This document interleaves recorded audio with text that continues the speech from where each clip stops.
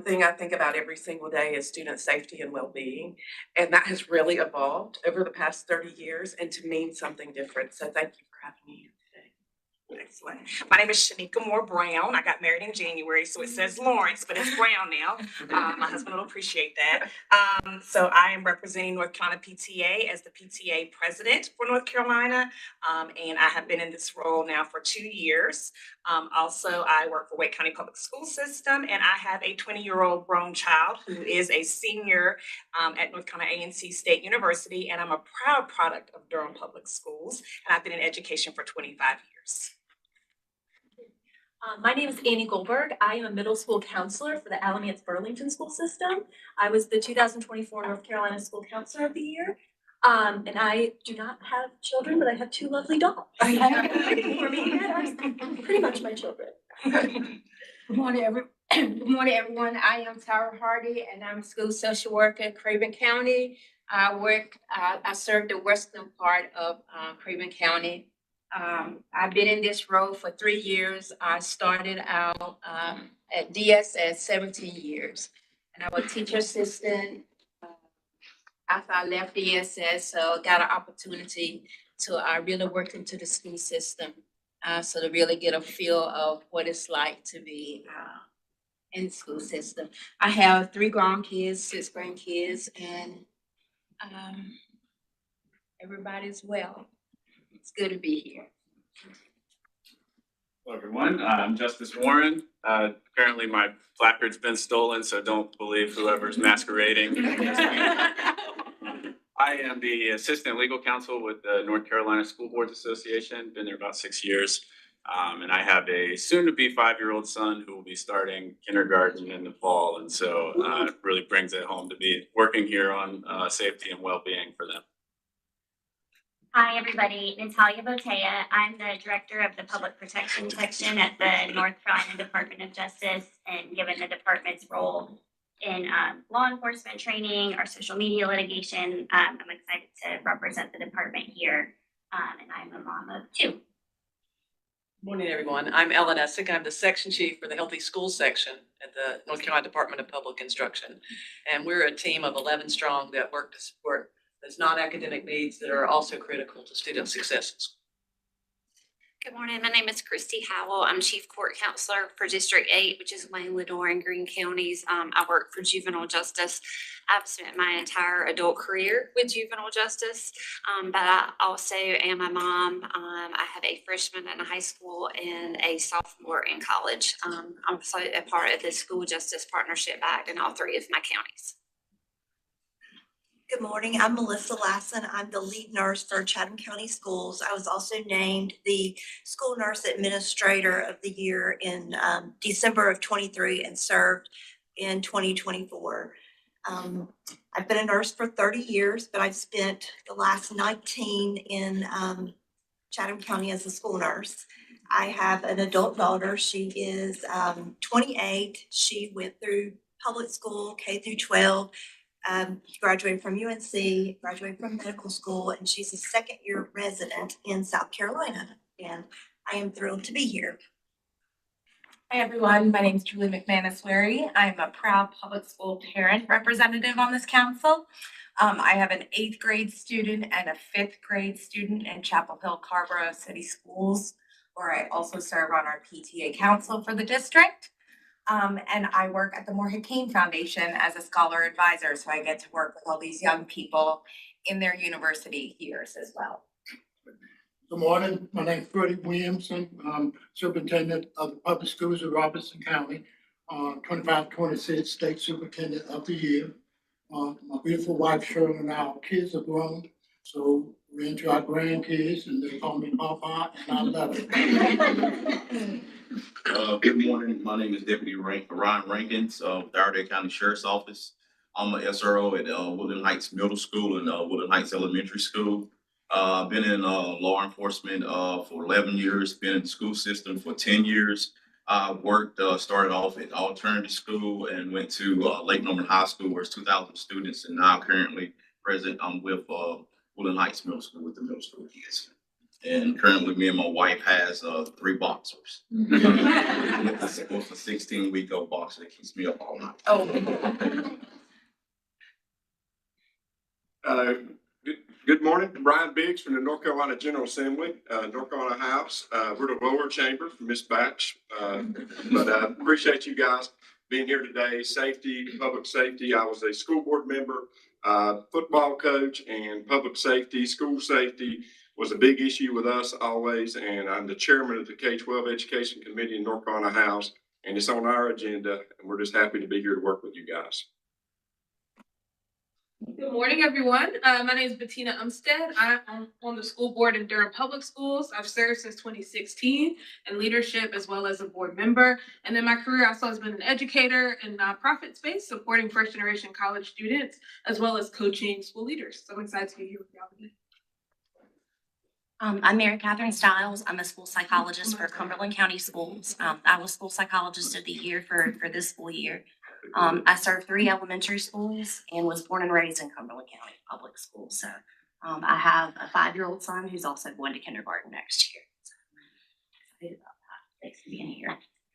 Good morning, everyone. My name is Emma Hodson. I am the attorney for Pitt County Schools. I have been with the district for 7 years. Pitt is my home county. I am also a proud product of Pitt County Schools. But before that, I spent 6 years practicing law in Asheville, North Carolina. And even before that, going back in my history just a little bit, I spent 2 years clerking for a federal judge, bankruptcy court in Des Moines, Iowa. Good morning. My name is Asa Prince. I'm the Director of Court Programs with the Administrative Office of the Courts. I have 3 children, 2 sons, one who is 6, the other who's 4. They attend Thales Academy in Holly Springs, and then I have a daughter who is 2. And I look forward to being on this panel. Committee. My name is Mark McHugh. I'm the Director of Safety for Charlotte-Mecklenburg Schools. Prior to this role, I was a school administrator and teacher in CMS. I'm also a graduate of CMS, and my 2 boys are in CMS, and my wife is a teacher in CMS. Good morning, my name is Alan Duncan. I'm from Guilford County. I served on the school board there for 18 years. I'm now Vice Chairman of the State Board of Education, which I've been the last 7 years. My wife and I, Pam, have 2 children, both of whom are fully grown because we've gotten old. It's delightful to be here. I'm Paul Smokowski, and I'm Executive Director of the North Carolina Youth Violence Prevention Center, located in Robson County, but we provide services on violence prevention across the state. Before I went into the nonprofit sector, I was a professor of social work at UNC Chapel Hill for about 20 years, and studying child mental health and bullying and victimization.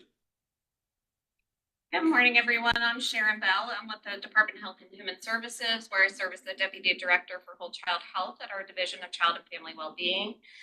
A lot of our work there does involve working with schools on initiatives related to behavioral health, as well as school and adolescent health. So look forward to being here. And a lot of my background prior to my work with the department has been in the behavioral health field. So happy to be here.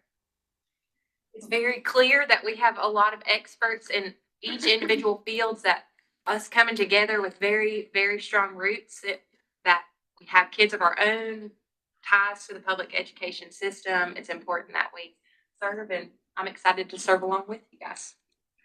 Thank you guys for the work that you're going to put in today. And as we move forward, I want to briefly go over the agenda and what we have.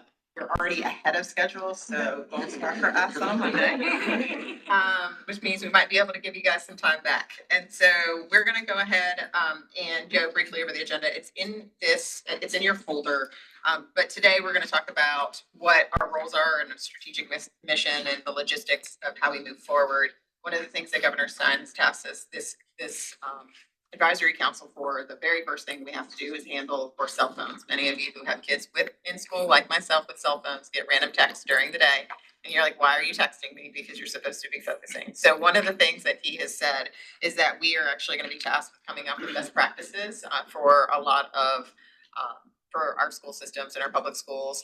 The House and the Senate have already passed their own cell phone bills. We don't know which one will obviously pass, but this is what our task force at least will address first. And then as we move through the rest of our meetings, we'll also talk about different policies And of course, and today we're gonna hear from local students, which is gonna be great. We'll have a panel of them and what their experience is with school, because we want them to be here and to, of course, tell us what they have to deal with. School's very different than when we all came up. And then we're gonna have a great presentation from Common Sense Media about cell phone use, et cetera. So that's a dynamic presentation. Talk about our best practices and then move forward with regards to what the rest of our meetings will look like in this council. So thank you guys so much. Sure. All right, you guys, there's a conflict of interest form because we have to actually address that. Right here, so probably your second or third page, there's the conflict of interest form with regards to what we would ask that you guys review and of course practice. So if there's a disclosure that you guys need to make, or if at any given point in time there's a position in which you cannot speak on, by all means, let us know. And then of course, there's also the public record. So just know, as Deputy Secretary Lassiter already spoke about, we're being recorded. Obviously, what we discuss on this advisory committee is part of public records, and we want you to be aware of that as we move forward.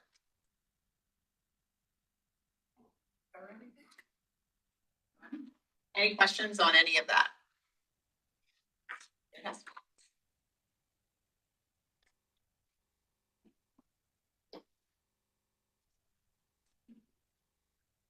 So I'll just share that the governor couldn't make it today because of his schedule, but in future meetings, he will be here for a future meeting, probably after we've developed our first policy statement on cell phones.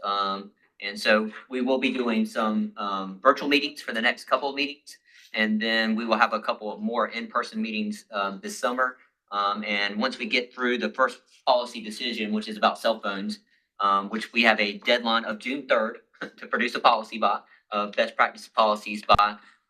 That is a short time period, so we're going to have meetings more often in the first part here just to get that policy underway and get that best practice guide produced. And then once that happens, then we'll switch to having every other month we'll have a meeting. And some of those will be virtual and some of those will be in person based off of what's in the best interest of the committee moving forward. And so I do want to share his appreciation for you guys for being on this committee. I know that he is very excited about each of you serving and providing your guidance and input and knowledge. As you heard, as we went around the room, everybody has a lot of different expertise that I think is extremely important to add to this topic. And if cell phones isn't your game and you're really focused on bullying or you're really focused on physical security, all of that will be dealt with in future meetings, but this is the first charge that the governor has given us, is to make sure that we have a policy on this, because the General Assembly is moving forward with bills, and we want to make sure that school districts have the tools that they need to address this issue that the General Assembly has brought up.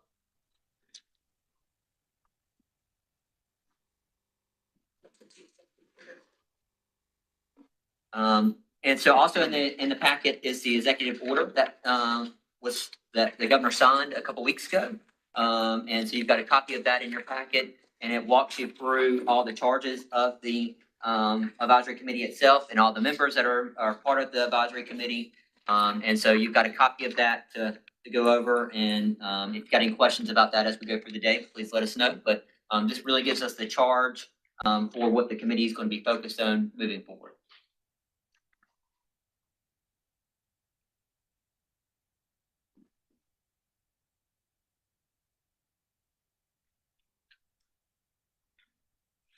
So if you guys would turn to, at least specifically, because some of you may not know what you signed up for when you said yes. It's section 3 and it says duties. I'm just to briefly go over that so that you guys can go ahead and know exactly what you've been tasked with. So the advisory committee is, Deputy Secretary Lassiter said, we are addressing, of course, cell phones first, but as you see, the additional topics are going to be preventions of acts of school violence, including improvements to campus security and implementation of safe gun awareness. The legislature has passed safe gun awareness in last session. However, there are some tweaks, or we want to hear from the council about other measures that we can actually put in place and what we have actually already done and within our schools. The second, of course, is the behavioral health concerns. So we have expertise already on this council with regards to bullying, social workers, nurses, psychologists, and professor to discuss obviously the importance of how our children are navigating in a space, especially with regards to social media and bullying. And then we're going to review recommendations for improving student physical health, including access to physical activity in school and free school lunches. We know that there are some challenges and know that if kids cannot eat and if they are hungry, they cannot learn. And so we'll talk about some of the actual physical well-being and needs for children. And then we'll the audit and recommendations for supporting, recruiting, and retaining school health personnel and school resource officers is going to be another topic that we address. We already know that social workers, psychologists, and nurses have way too many, outside of the ratio, too many students to what they're supposed to have that's nationally recommended. So we'll talk about how we go ahead and address those specific issues and the needs of children. And then last but not least, we'll talk about school disciplinary outcomes, practices, and effective use of non-exclusionary interventions. There are a number of children that are actually being expelled from our schools, not actually getting the education that they need. And instead of having them out in our communities, not learning, we need to figure out ways to, of course, keep them in our schools, learning and addressing the underlying traumas that led to some of their behavior in the first place. So without further ado, those are the duties. So if you didn't want to do it, say no now. There's the door. Run while you can. So we, based on the production of the best practices guide for the use and implementation policies for cell phone devices or wireless communication devices, including cell phones, we want to have that prepared by, we need to have that by June 3rd. And so given the duties and the information described, we're going to meet twice virtually in May to produce the best practices guide by June 3rd.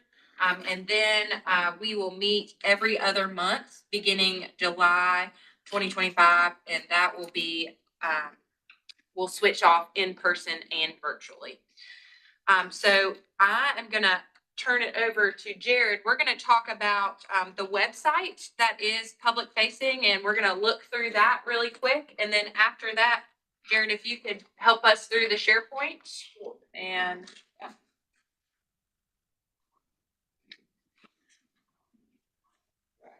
Good morning, everybody. Good morning. Y'all got me back now. Good morning. Good morning. Thank you guys so much. I'm Jared Prone. I'm the External Affairs Manager here in the Juvenile Justice. Now, I work alongside Deputy Secretary Laster here in JJ, and I'm honored to serve as one of the staff members for this advisory council. We here at DPS are honored to host this advisory council, and part of our duties include forming the website. So if you go to NCPPS and search for Governor's Advisory Council, our website will pop up, and eventually we're going to get a nice picture of all of you guys and the governor on here. But for right now, we have two of our major co-chairs, the governor along with our secretary, Eddie Buffalo picture. If you scroll to the right, we have current initiatives there, with partnerships, and of course, the Governor's Council for Student Safety and Wellbeing. I'm gonna scroll down and you'll take a look at the actual website itself. We have a little blurb about us. We have a link to the executive order here. This is going to be the home where the actual policy will come. It'll be housed online where the general public will be able to view it, read it once it's in its final form. And this tab right here is very important. It's only for advisory council members. If you click here, it's going to take you to the DPS internal SharePoint site where you will be able to have access documents internal to the advisory council. One minor note I would like to share is that to access SharePoint, if you're not a state employee already, you can access via your work email. But if you're not a state employee, I need everyone to create a @Microsoft email account. @Microsoft email account. And I will start an email with a quick video on how to do that. Either myself or Elena will be able to do that for you guys. It's very simple. And that's just to protect sensitivity and documents within state government. If you scroll down, there's an About Us section. You can read that at your leisure. And then we have membership lists that includes everyone here. Your name, your title, the organization you represent, and the school region that you live in. And the last one is meetings. If you click on meetings, you can see all of our materials for this meeting today. You can click everything straight through, from the executive order to text for the House bill, the Senate bill, the presentation for today from Common Sense Media is already linked. We have some background information on cell phone policies from other states, as well as a meeting feedback form that you will get access to later today. So that's a brief run through of our website and SharePoint. If you have any questions or concerns, you guys will be hearing from me a lot. My door is swing on welcome Hendis. You can email me, call me, send me a smoke signal, whatever you need. I'm glad to be here. I'm honored to serve, and I look forward to working alongside each and every one of you. Thank you for your service. Thank you, Jared. Thank you. So just to kind of wrap that up, that website is up and running. So anyone that needs access to it, of course, you guys will have access to it. If you do not have a Microsoft account, make sure that you create one. But if you have a state government email, you can use that to log in, and that's where all the documents will be. So I think next up, we are going to have a legislative update and to hear about the House bill and the Senate bill. We would love to hear. Hello. My name is Samila Chilipuri. I'm one of the deputy legislative directors in the governor's office, so really pleased to be with you all. Jared, is there a slide by chance? It's coming up right now. Well, I was asked to just do a really quick overview of the two bills that are moving in the General Assembly. I'm going to do my best to play act as legislative staff, nonpartisan bill drafters. So I'm just going to give you a quick summary. Both bills are fairly straightforward and some similarities, a few key differences that I'll point out. There's a slide up there, a little text heavy, but I'll walk you through it, and then we'll make sure that you have copies of the bills afterwards. But to start off, as Leader Batch noted, there's two bills that are moving in the General Assembly, one in the House, one in the Senate, and both have passed their respective chambers, both in March. So now we sort of await the final product to come out of negotiations from the legislature. Both bills passed nearly unanimously as well, so demonstrated some pretty widespread support. To start off with the House bill, which we have a co-sponsor in the room here today, Representative Biggs. The bill pretty simply requires governing bodies of all public school units in the state to adopt a cell phone free policy for their school and their students. Goal of that policy is to specifically eliminate or to severely restrict access to cell phones during instructional time. Those are kind of the specific parameters that are required by the bill. The House bill covers cell phones only in terms of devices.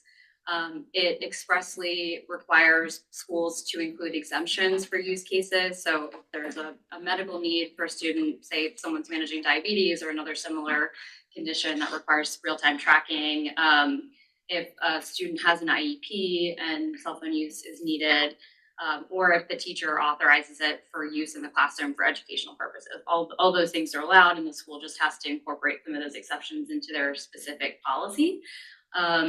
House bill also requires parental notification. So just simply at the beginning of the school year, schools got to notify all parents about the policy, how it works. It expressly exempts schools that have primarily remote learning, remote academies, remote charter academies. An effective date is this year. So this next coming school year, 2025-26. So if this bill or a similar bill becomes law, then the charge of this group to go forth and come up with some best practices ahead of the school year next year would certainly be of great help. Now the Senate bill is similar, a couple key differences though. Also requires all public school units to adopt policies, and the text is a little bit different from using, displaying, or having a wireless device turned on during instructional time. So it's a little more specific on that score. It covers a wider range of devices. So the House bill only covers cell phones. The Senate bill effectively covers any two-way portable wireless device with communication capabilities. So it expressly names phones, tablets, laptops, radios, any kind of gaming devices, things like that. So much broader there. Includes a similar set of required exemptions for schools. So have to offer exemptions for IEPs, medical conditions, teacher authorization. It also expressly includes authorization for use of phones or communication devices in an emergency. So that's one difference. Senate bill also has a couple specific provisions requiring schools to outline consequences and violations if a student violates the policy that is allowed to include confiscation of the device. It also requires public schools to report their policies to DPI by September 1 of this year. And then a month later, by October 1, DPI is required to report to the General Assembly on the number of public schools in compliance and the names of any public schools that are out of compliance and haven't developed and delivered on this policy. Also has an effective date of 2025, 26th school year. So that's about it. They're both pretty short and sweet. Representative Biggs, anything I missed about your bill? No, I mean, you covered it. We just, in the House, we, with all due respect to my senator, this is my senator, Senator Dave Craven here, he's Randolph County. We just tried to make sure that we were not overbearing, because a lot of times, I know as a school board member, when I was on the school board and I would hear things come down from Raleigh, you're like, that probably sounded really good there, but it doesn't work here. And my brother-in-law, we were there at the last holiday, and he had this real nice watch, and it did not look like an Apple Watch, but it was still a phone. It was amazing. It was a beautiful watch. He said, I can talk to this watch, and so I don't want teachers to start coming in the classroom. So before your sleeves up, let's check your sleep, start checking your watches and checking your rings. Are there going to be bad actors? Are there going to be people that bring cell phones into classrooms that are not, maybe they're a smartphone? Yes, you're going to have that. But mostly, I think most kids are going to follow the rules and they're going to do the right things. But if you start being overbearing with teachers, it's going to become a headache. I mean, there's rings that do things. There's watches. I mean, you start getting into too much.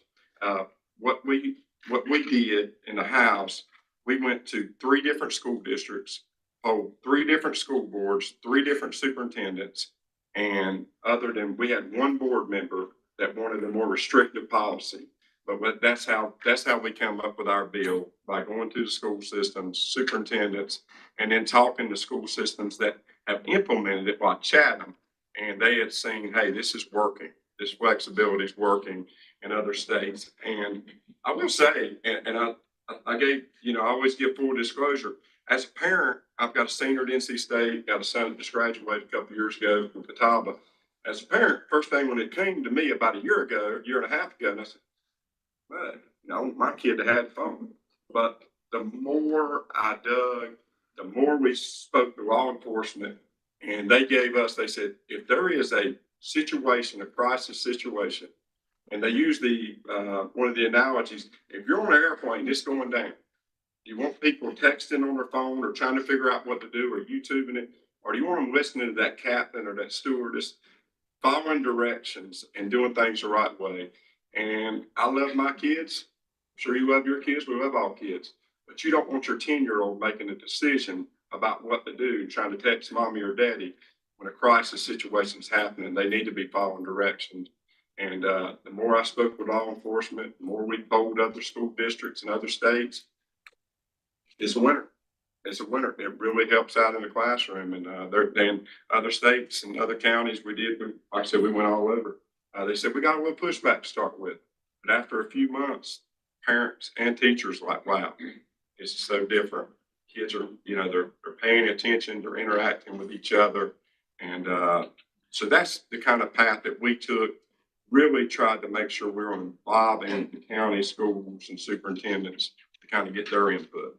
That's how we come about this bill.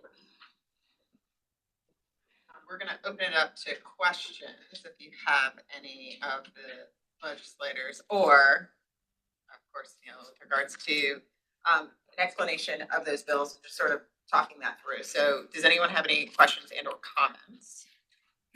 What I will say before I go to that is that the Senate passed, again, admittedly a more restrictive bill. What will typically happen is we'll see whose bill moves to the other chamber, right? So they've already made it to the other chamber. The question is, whose bill is going to move in a committee, and then it will likely be what's in a conference report, right? So if you don't like it, if the House does not like the version that the Senate may amend, if it moves to the Senate or vice versa, it will end up going to a conference committee. They will negotiate it behind closed doors and then bring it forward. We have an opportunity in this committee to actually have some input on that, and I don't know, and I don't know that any of us know in this room when any of those cell phone bills are gonna move, in either chamber, but we do have the ability to actually make recommendations, with regards to changing any of those. So we will work on that obviously and have a mandate before June to do that, or June 3rd, I believe. But today, do you guys have any questions or thoughts about the fact that this is already moving and you all will bear the benefit or consequences of it depending on what the bill is? So any questions or thoughts? Yes, sir. Just one thought, having polled a lot of superintendents around the state, most, districts already have a policy that suits their district. Not all have a policy, but most do. And flexibility has been important to that, and that's what's been reflected by the superintendents. And interestingly, not all the policies are identical. Some of the policies sort of fit with what the local needs are as they're seen within that district. So there's a lot of progress even with the districts on this front, which makes me tend to think from the feedback we've got that the more flexible approach is one that will be better suited ultimately to a uniform application. It just won't be uniform in terms of every district, but it'll be uniform as their policies and guidelines for every district. Yes, sir. I appreciate the language. If our terminology is banned, that's gonna be an issue. Restricted use is better terminology, so I appreciate the policy expressing that. Again, if the language is total ban, that's gonna be pushback. And clarification point, pushback with regards to parents, children, and staff. Okay. Any other comments, questions? Senator Craven, did I miss anything with regards to the Senate side? Very well said. And there's a copy of both of these bills in the folder that we have there for you as well. So thank you.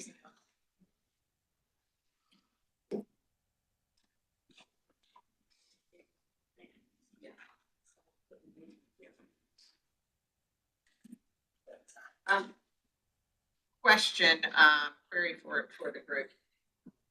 So there has been a lot of talk, and as you stated, some of the school systems, right, already have some of these policies in place. The concerns that we have heard in committees, while in legislature, and then emails that my fellow legislators and myself get on both sides, are some of the concerns regarding the emergency situations. And parents want to know what's happening with their children in an emergency. And law enforcement needs to actually be able to ensure that the staff that are taking care of our kids in an emergency situation have their attention. There has been discussion back and forth with regards to the Senate bill specifically being a little less restrictive and having some flexibility. There are schools, as you've already said, that sometimes the policy is you just put your phone in a cubby at the beginning of class and you don't have access to it. The bigger issue with regards to the Senate and the House bill, as you guys can see, is that the Senate bill also includes any smart device, right? So as we were talking about before, and what Representative Biggs said is that most people have smartwatches, right? Or a lot of people have smartwatches. Kids have them more at a higher frequency than adults now. And so if the Senate bill passed, smartwatches and every other item that you would imagine that can actually communicate would end up having to be turned in as well. There are security issues. There are issues with regards to what if it gets stolen, and who's supposed to be responsible for it. And then parents are calling the school and saying, my kid's watch got stolen. I mean, my son's first phone got stolen in middle school. Like it happens, right? And you just know that that's what you're signing up for. But there are going to be issues with regarding that. So we'd like to open it up to you all with regards to any initial thoughts that you have regarding the policies. And you guys are in the schools. You guys are dealing with it, right? I mean, as a parent, I'm dealing with it when I say stop texting me when you're in class. And they're like, I'm on a break. I'm like, no, you're not. I know your schedule. So, as a parent, we can all have very different views. We just want to hear from you all what your initial instincts and thoughts are regarding the specific issue of devices and whether or not your school system you think is doing a good job or not. So we're going to open it up to the floor. Anybody have initial thoughts? Yes. To the point about emergencies, I think, I did want to lift up the Center for Safer Schools has pushed, push is the right word, but recommended the I Love You Guys standard response protocol as kind of our response plan for crisis situations. And in that training and in their protocol, there is a lot of conversation about when students should use their phones during an emergency, right? So I think it's with that and considering, you know, we're implementing it next year as our standard response protocol for our county. It's in the student training videos that they produce from the foundation, it explicitly says, you know, don't do anything the first 5 minutes with your phones, but then you can text your parents and do this and this and this. And so I think it's important to have that part about in emergencies, what our expectations would be with regard to technology, especially if we're, you know, using a protocol that encourages students to use their phones during emergencies when they're told to by their adults.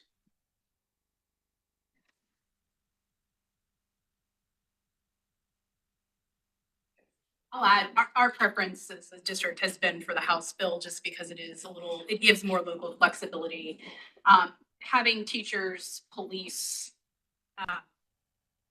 multiple devices, I mean, it's hard enough to police a decency dress code, like having to go through, you know, this, it again kind of takes away from potentially instructional time, which we very, very zealously safeguard. And so we've had schools that have done a version of the cell phone free policy, and we appreciate Representative Biggs taking input from local districts because our voice is often not heard in these decisions. But we have schools that are doing a version of this where the students check in their devices. They're finding that instruction time has improved. Students are more focused in the classroom. They are not going on to social media sites. There's just a better culture. Of course, students will always find a way around that. They can get a Google Doc started and throw things into it very quickly if the teacher is not monitoring the class as one would hope. But we do find that this is a step in the right direction. I think it gives districts some ability to point to something as well because parents do push back. What about an emergency? I want to be able to message my child. One of the things that we have communicated in our own parents' guides is that one of the worst things you could probably do in a crisis is message your child. It's going to create more worry for you. Not that we love telling parents that, but it's going to create more worry for you. Candidly, but I have not seen the standardized response protocol around the 5 minutes, but giving students some education on when it's a good time to message their parents, perhaps in our district positioning where these storage devices are located to make sure that if they are in a blind spot in the classroom, the students can easily grab their devices. There's some room for a partnership here. And for clarification with districts that are not doing that, what does the storage device look like? So what are the protocols with regards to where the cell phones go? Students check their devices in at the beginning of class. They can get them at the end of class. I think it's in line of sight of teacher. They look like shoe hangers. They seem to be perfectly functional. And again, they're pretty good about complying with that. It's been really a boon for several of our middle schools. So I work in Chatham County and we currently, I think you probably interviewed our superintendent, and we currently use a device called Yonder Pouches where and I brought one with me, so if anyone wants to see it. And this is how we have it implemented at this point in 5 of our schools. So it's implemented in 2 middle schools and 3 high schools. The phone, this is actually a Velcro pouch. So because I keep the medical ones for like students that would need access to their phone if they, had type 1 diabetes and needed to use their Dexcom or something like that. But the other ones actually have like a magnetic thing. And so the students get their own individual pouch. They come in with it. They put it in there, and then it's at each entrance, we have like magnet things where the student unlocks it as they leave for the day. But we have had, we did have some pushback in the beginning. I think it did help to get information out there and have parent meetings at each of the schools that we were using these so that they knew what the expectations were. But we have seen like students more engaged. For instance, like in the cafeteria where they're actually talking to one another, they're socializing with one another. They're actually like carrying on conversations, which is great. And we've also seen teacher satisfaction because students are not pulling out their phones and teachers actually have the instructional time to do what they need to do in the classroom. We've also seen so we've only had them for a year, so I only have a year's worth of information, not even quite a year, but we've seen like our suspension rate go down. We've also seen our grades improve.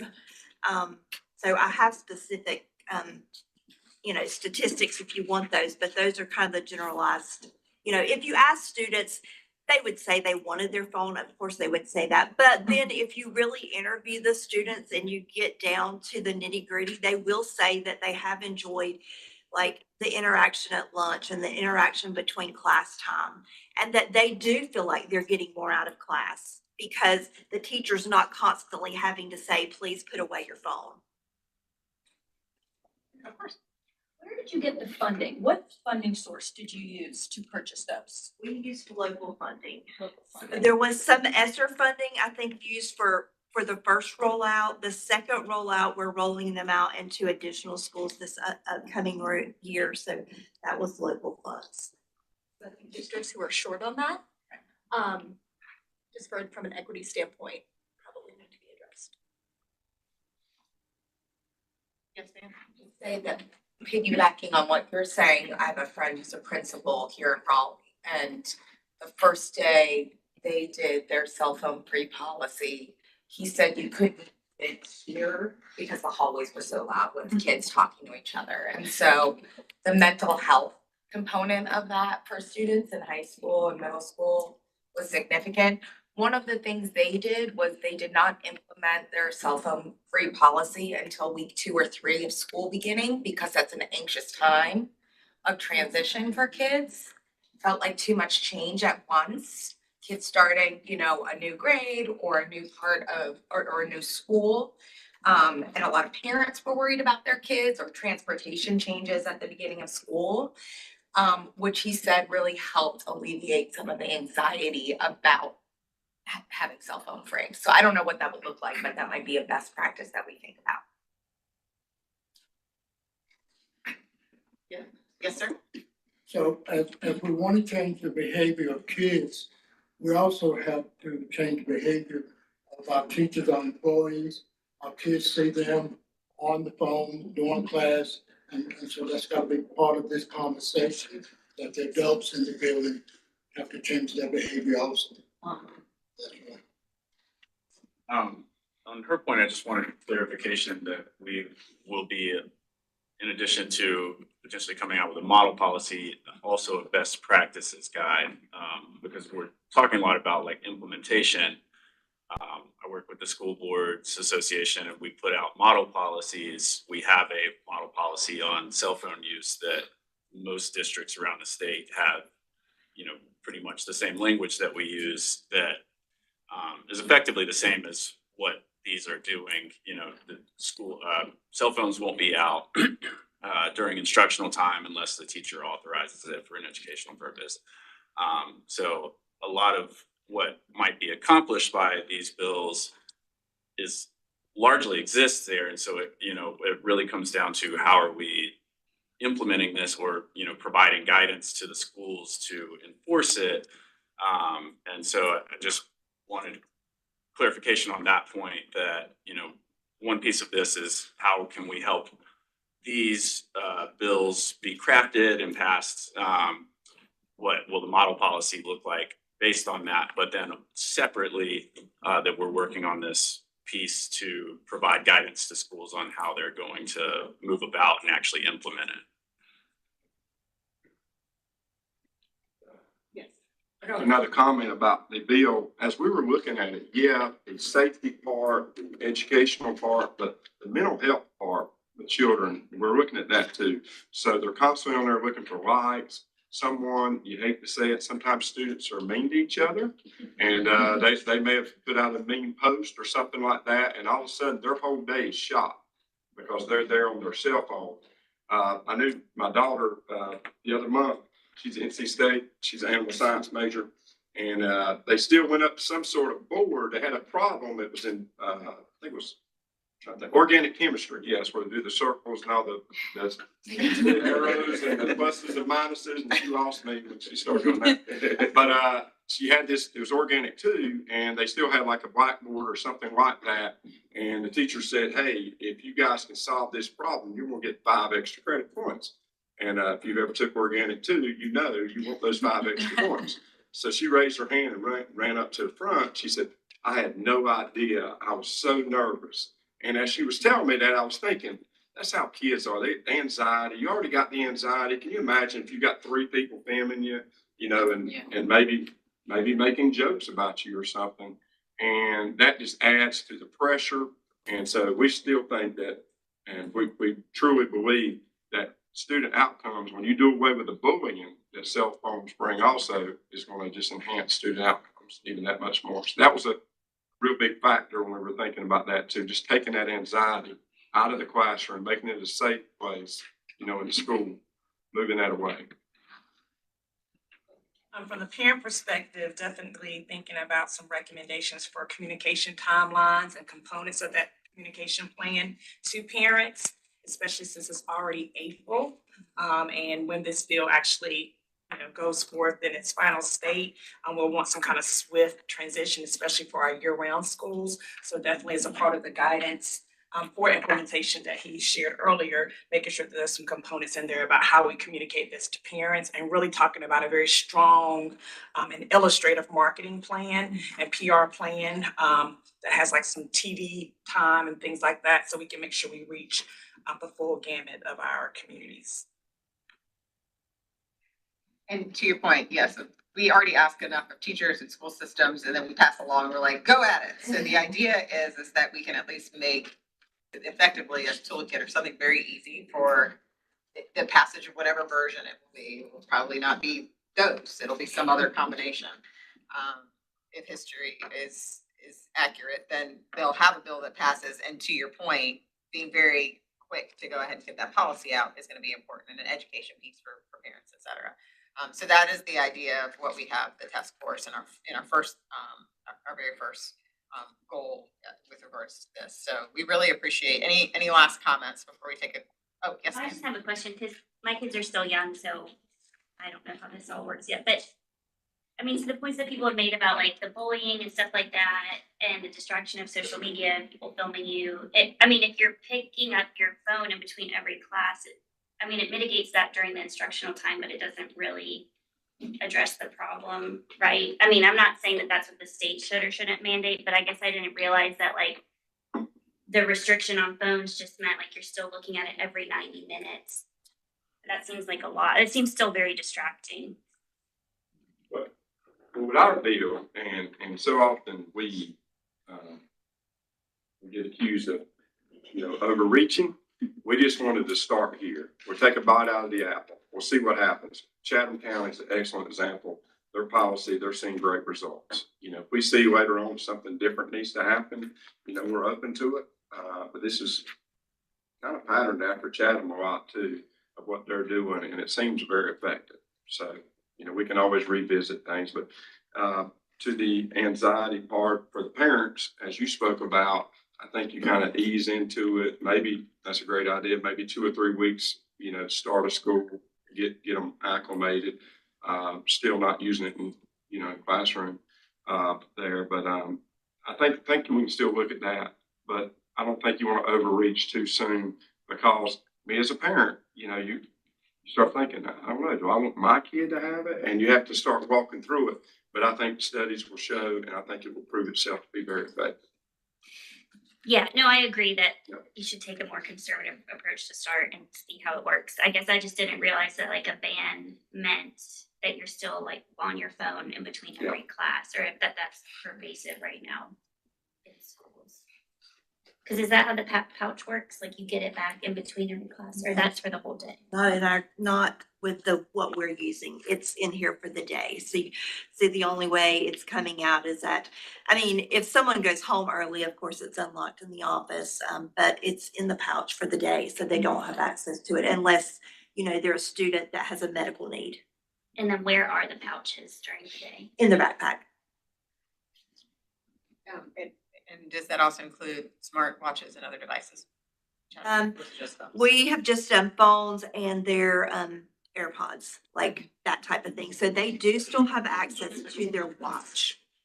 And admittedly, like watches are a little less distracting than obviously your phone. Yes. In Chatham County, is there any, and I guess you're at the pouches, but do you have anything about violations or consequences for not putting them in the pouch? I see that's one of the differences between the House bill and the Senate bill. There are discipline issues and they do, we don't announce, of course, the pouch checks, but they do pouch checks in our homeroom and they do them about once a month to see like, are the students being, compliant and do they have them in the pouch? And there are consequences if they do not. Just wanted to highlight one of the differences too in the Senate bill. It has laptops included, and during Real 101, a lot of curriculum is also now on the laptops and on the devices. So I just think as this bill is going forward, I wouldn't want to. I know there's an exception for educational purposes, but it feels a little contradictory to know I need to use my book and my textbook and my Google Classroom, but also I'm not supposed to have my laptop out. That might just be something to work with. Any other final thoughts? All right, well, we're gonna go ahead and take a quick break because we've got a great student panel that's coming up at 10. So if you guys just take 5 minutes, please. And then There's come back. there's coffee and fruit and danishes right in the kitchen right here. That's right off to the outside this in this hallway. I've seen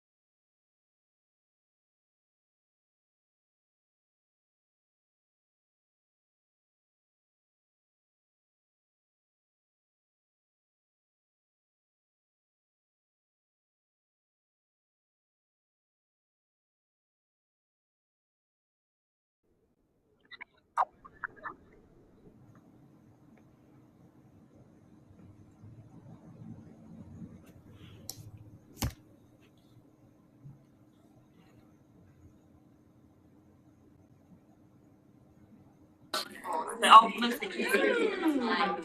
Alright. I'm in Charlotte. Downtown. Yeah, I think when we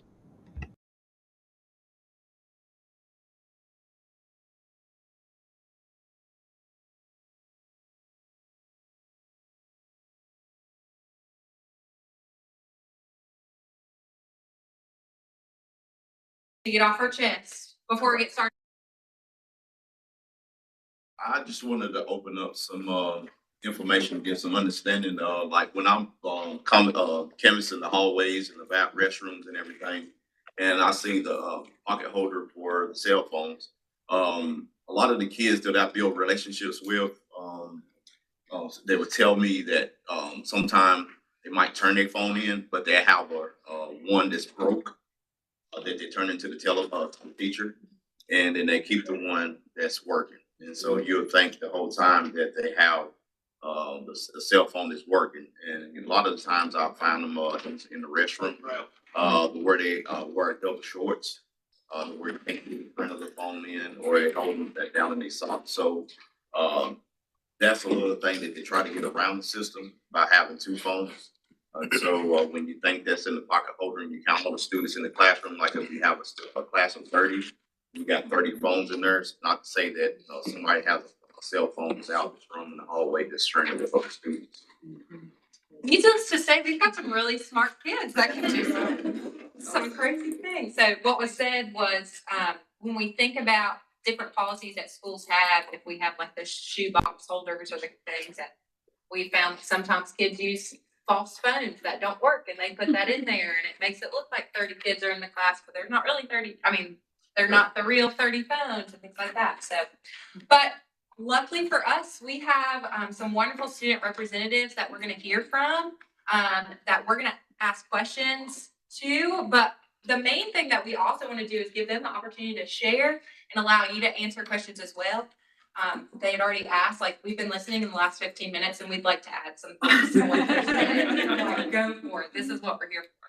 So what I would like to start by is if you guys would introduce yourself, what school you attend, and what grade you're in. My name is Malone Bridgers, and I'm a senior at Enlow High School, right down the road. My name is Tanaz Williams. I'm a senior at Raleigh Charter High School.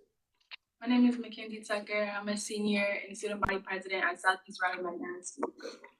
My name is Gigi Gaylord, and I'm a senior at Broughton High School. My name is Susan McGraw, and I'm a senior and student body president at Athens Drive Magnet High School. I guess we should have asked like where you're going, but we won't do that. We might have some like family. Okay, so we are wanting to hear directly from these students and their experiences. So we also brought this in and said we need you to be honest with your feedback and share the truth, right? We just heard that if they're wearing like pants to hide like phones and things like that. So I'm gonna read the first part of this question. Anyone is able to answer, but if you feel that somebody else repeated it, we'll move on. So in your experience with cell phones in the classrooms and schools, what do you see as benefits? What are the benefits? And then what do you see as challenges? So let's start with the benefits. Does anybody have benefits to cell phones in the classroom? All right, we'll go ahead. I'll go ahead. So one of the benefits that I would say with having a phone in the classroom is obviously communication. It's really important as a high schooler to be able to communicate with your job. Sometimes you'll get called in during the day to come in after school. So having that available. Sports are really important to have for communication. Sometimes practice will get canceled based on the weather. If you're an underclassman, you might have to ask somebody for a ride home if that happens. Another important thing to communicate with is your parents. Changes happen during the school day all the time. I've had to work with my parents on creating better boundaries for communication. But things like I need a ride home from school today that I wasn't anticipating would be a really important thing to communicate with my parents. And this has happened also with bus routes as well. There can be changes with bus routes sometimes, and that can be a really important tool to have. Any other benefits that weren't listed? I like another thing to add with communication is like the teacher to student communication.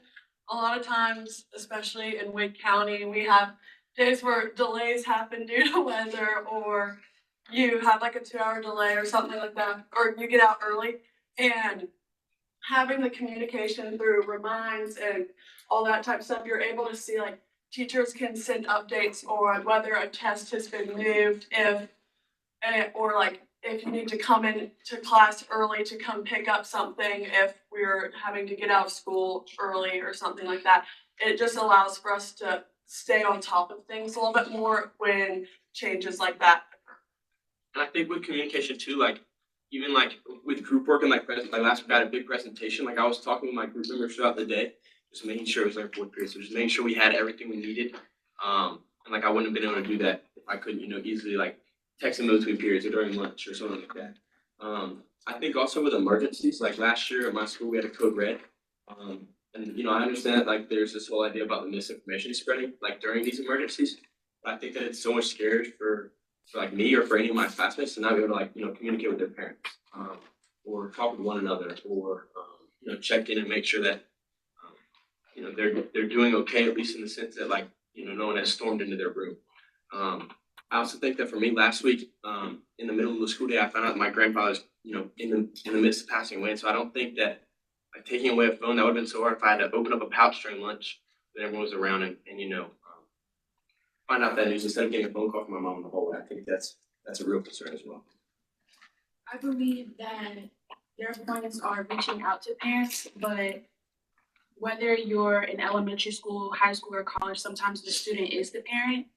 And having that phone available allows them to do what they need to do, because you never know if they don't have a mom, a dad, if their grandmother is sick. So you have to, either the student can talk to the teacher about it or the counselor for some type of accommodation. But I don't think that sometimes people think about the fact that there are a lot of students that are actually the parents of their household. Whether there is a guardian, they are the parent at the end of the day. So taking that away doesn't allow them to check up on their siblings or make sure everything's okay, either medically or if bills are paid, because like she said, you have to go to work. And education is a big factor, but when the student is the parent of the household, they're still trying to learn how to balance. And sometimes taking that away makes it harder, even though they're already going through a struggle with it. What about the challenges? You've talked about the benefits, but can we talk about the challenges that you see with yourself or your classmates when it comes to cell phones?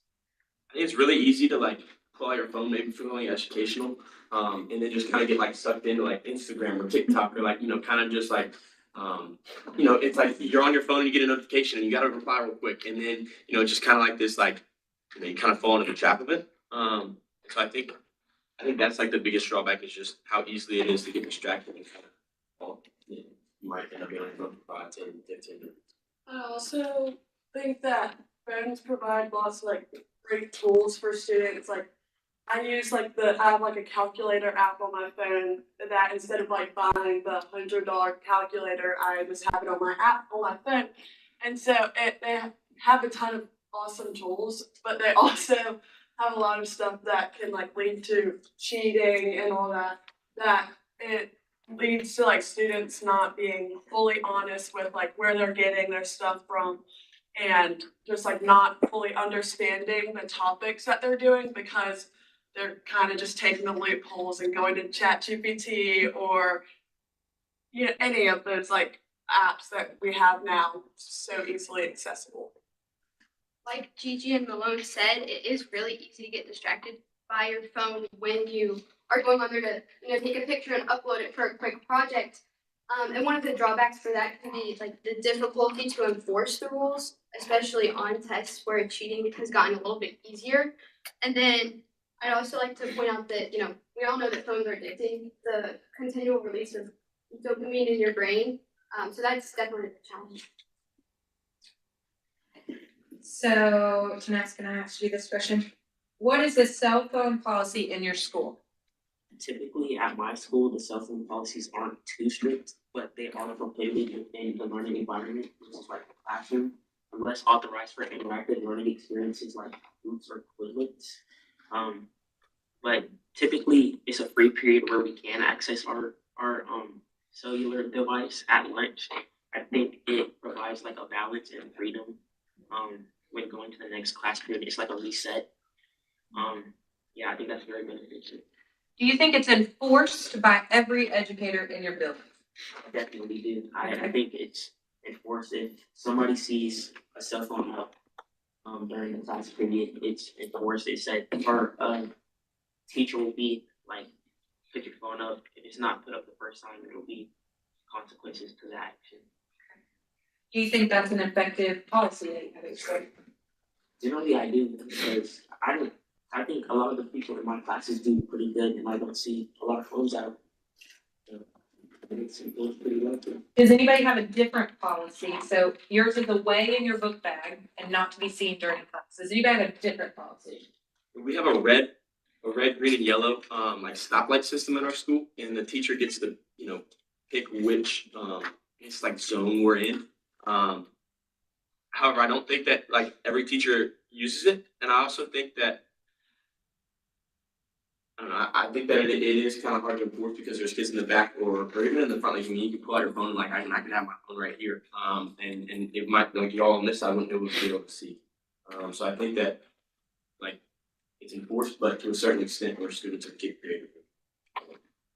Does anybody else have a system?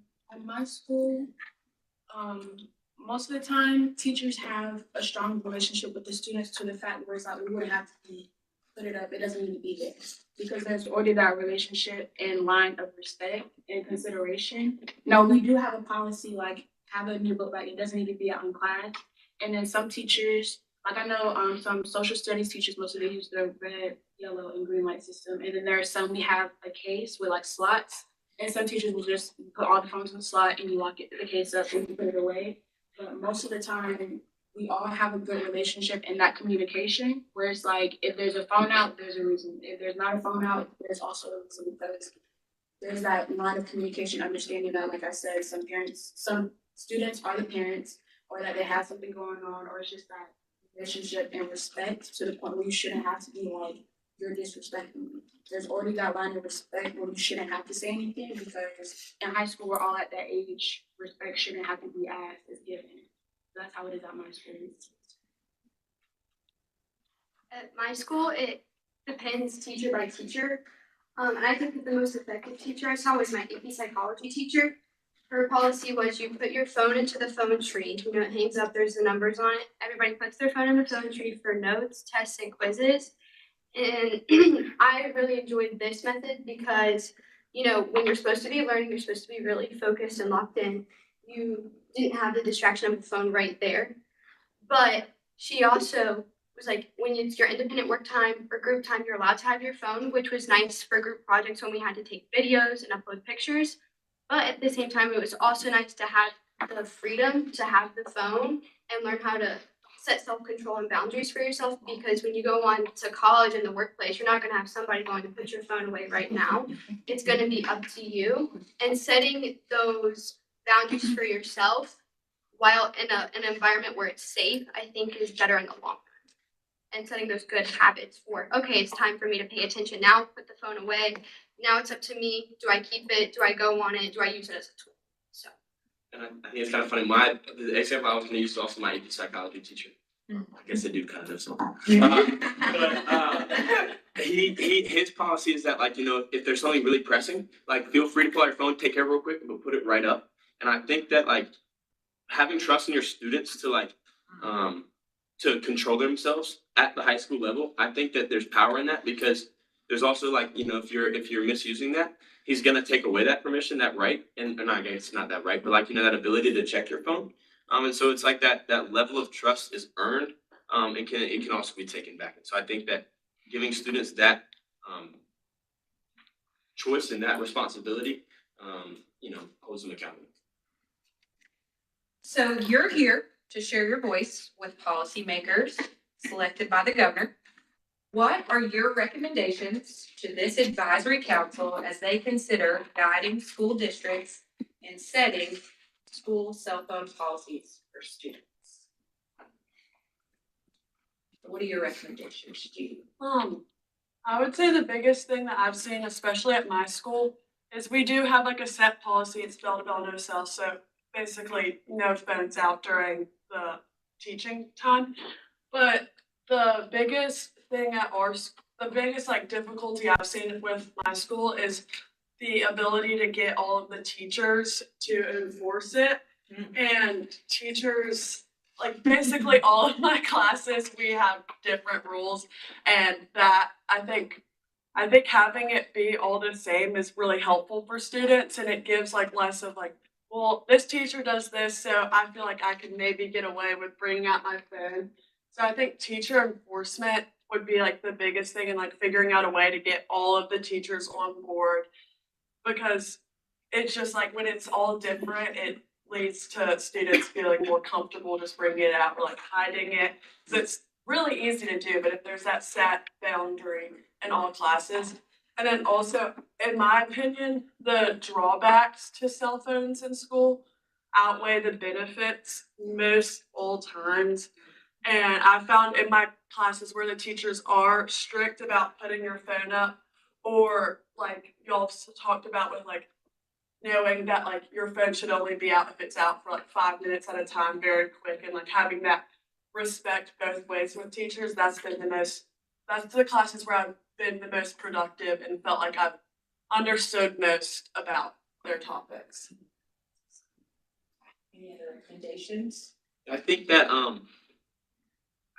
I really like the idea of giving the power to the students and putting the responsibility in their hands, but I don't know if that's successful, right? I think the students that I don't know, it's hard to do that because you have a wide variety of situations. And it's also hard with teachers because some teachers are, have that respect for their students, whereas, it's not always that case. I don't know, I think like even with my friends, like, we are on social media and we've seen pouches like this and I've heard people plotting about, like getting fake phones or having their old phones and putting those up. Because people don't like the idea that their things being taken away. Or that communication with their siblings or with their workplace being taken away. And so I think that while the pouches may or may not be played, I'm not sure on that, but I think that people will always kind of be taken aback by having their stuff, taken away. And I don't know if I think that there could possibly be more sessions for educators. Like as a counselor, you go through school to understand people's emotions and be for them. And for most kids, like I grew up where school was my safe space. So to go to school and go into a classroom where a teacher shows that they don't care. So maybe more sessions where it's like some teachers can learn that their actions at the end of the day, just like some teachers, oh, I'm just a teacher, or they're not listening. You can't reflect that back on the student, whether they're 5 or 18. At the end of the day, it's like you're just a teacher, but it's like for some students, like in their eyes, you are a safer place. So more sessions where it's like whether they're a class time where you can slowly bond with your students so that they can open up to you more, because I feel like at least in my school, if there ever is an issue, it's where a teacher doesn't take the time to understand the student. And that's where most problems come from, because like, oh, you're taking my phone. You don't understand what I'm going through. But it's like, as a teacher, are you at least trying to? Because most of the time students say it, but they're quick to be like, oh, she wasn't listening to me. Or she didn't take my feelings into consideration.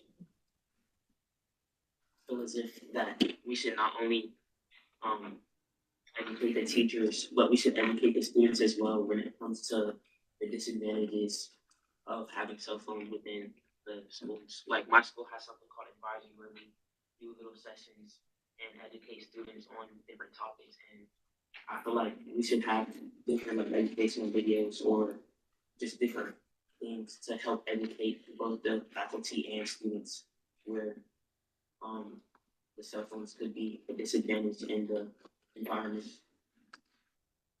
Going off of what you just said, I think if you were to ask most students about cell phones, and I know I don't remember who, but one of y'all was talking earlier about this. If you ask them initially, they're gonna very quickly say, "Don't take my phone," and try to like put up a fight. But if you ask them more questions, I think all of us know that it's not helping our education; it's hurting it most of the time, and just trying to like help students get to that understanding. And like, although none of us want our phones to be taken or like be forced to put away, we all do know that we're gonna learn better when we're not going onto TikTok or watching our reels and telling the teacher that we can't pay attention to the reel that we just saw and listen to them tell us the notes that we have to take. So if, I'll let you go ahead and finish your thought, and then I'm gonna open it up for questions. One more thing that I would say is that, you know, our world is changing and we have become a lot more reliant on technology. I would advise you guys that we need to accommodate these changes by setting correct boundaries. I'm not sure that a complete ban on cell phones during the school day is the right choice for reasons that we've already stated. But I feel that when we help set good habits and we explain why, like what Gigi was saying, that'll help students become more, oh, okay, that makes sense. I can get on board with this. Or if I'm not there yet, I'm just gonna trust the process for now. But I'll leave it at that. So I'm gonna open it up to questions. We want to start. It can be asked directly, or any of you can answer any questions provided. First, thank all of y'all for coming today. It's been really valuable to hear your perspectives. I'm also exactly sorry have any of your schools implemented, to your question going around boundaries, any curriculum or literacy, digital literacy curriculum to teach you, you know, how to use your phone or how to turn on focus mode or any of those types of things? Because it is a tool, but it needs to be used properly. We had this thing called Drive Time a couple years ago. It was our homeroom, and that was the point, the first 10 days of school, where we would talk about, you know, ways to pop into the new year on a right foot, and we talked about, you know, making sure that your phone's turned off or using Do Not Disturb, things like that. Anybody else? Yes. Will you address cyberbullying if you experience that at your school, and to what degree? At my school, I think it was now 2 years ago, we had a Instagram page come up and it was very racist. It was going against a couple of our main like student body officers and people in the student government. And it implying a ton of stuff there, like it was horrible. And that impacted our school in like so many ways. We had multiple like major assemblies after where during our advisory where whoever wanted to hear and kind of like let off some steam about like all that they had seen on Instagram through this through this page. And it was very like impactful to like so many students. And I think it took our school a while to like get past it. Now that I'm remembering, it was the end of last year. And it was, I think, pretty traumatic for a lot of people as well, just like seeing that like the students at our school could think of that type of horrible stuff. And so that was one of like the biggest cyberbullying cases I've ever seen. And I think now like a lot of the students like that would be something that they will forever remember. But it took, and nothing's like ever gonna be like fixed necessarily from that. You can't like go back from that. But it has this has like brought attention to our school that there is so many things that we need to do to make students feel more comfortable after what was done. I've never heard or experienced cyberbullying at my school. Now, we do have like our own pages on Instagram, not affiliated with the school, or if it is affiliated with the school, like, for example, like a sleeping page. Like us athletes, we're going to sleep on the bus. We're tired after a game. So it's like, okay, like snap a picture. She's like all over the city. They post it and it's like it's something to laugh about. Most of the time, like we have pages that's out there and it's like, okay, it's funny. Now there are instances where like let's say someone hit them up on Instagram and say, hey, can you please take that down? Or respectfully they just took it down. Because it's like, can't not do it because it's not right. But it's like at the end of the day, most of the time, like our page is for fun and laughs. There's not really cyberbullying because I mean if there is a problem, that type of stuff, if it doesn't get solved, then they go to the principal, but most of the time it's all just again. I think too, like I personally haven't been involved with like the only instances of cyberbullying I've seen is like peer, like just like one-on-one with people. Like, you know, where they're kind of, you know, already feuding, I guess, and it just kind of carries over in Instagram or somewhere else. But I think that happens whether you take phones away in schools or not. You know, I mean, people have the whole afternoon to get online and send nasty messages. And so I don't know if, I mean, to a certain extent, yes, like having the phones the extra 8 hours adds to cyberbullying, but I don't think that like taking phones away during the school day is going to completely take away cyberbullying because people just, you know, vent out all the feelings and all the frustrations they have in the whole school day at 2:30. Some other questions? Yes. What education do you get in your schools? Is it coming through help in PE? Is it, you mentioned the like the we would call it a wrap period, but an advisory period. What education do you get? Is it from teachers? Is it from video? Is it from other sources? What would you like on these types of topics? I feel like we should get a teacher and maybe some instructional video because I feel like it could be beneficial. Like going in like back to advisory. We had a video that showed like harmful like see something say something. I think that's a good instructional video that and also that teachers can relate. Like if teachers are educated on a topic, they can teach it. But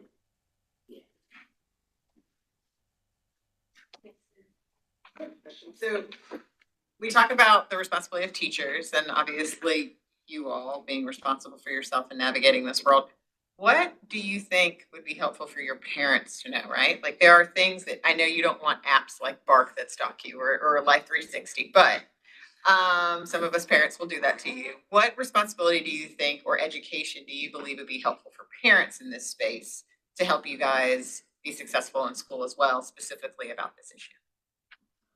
I'm a part of PTSA, and so I always work with the teachers and the parents, and I'm always trying to figure out some new way to help parents be informative of what's going on in the school. One of the ways I came up with is a social, because I know there are a lot of parents that work a lot, so they may not be as informative right then and there as parents that mainly are in PTSA. They know what's going on. So I've come up with like a social, like you could come maybe sometime after work, 6 o'clock. Here's like a slideshow from the parents or like maybe make a file of their student, like, hey, like a report card, there's always a comment, but it's kind of like, here's what's going on in school. Here's the updates. Here's a reminder of our policies. And just, this is what we have the input on your student and everything that's going on in the community. Because when you're out, like all of y'all are adults, y'all have jobs, y'all maybe have kids, y'all are busy.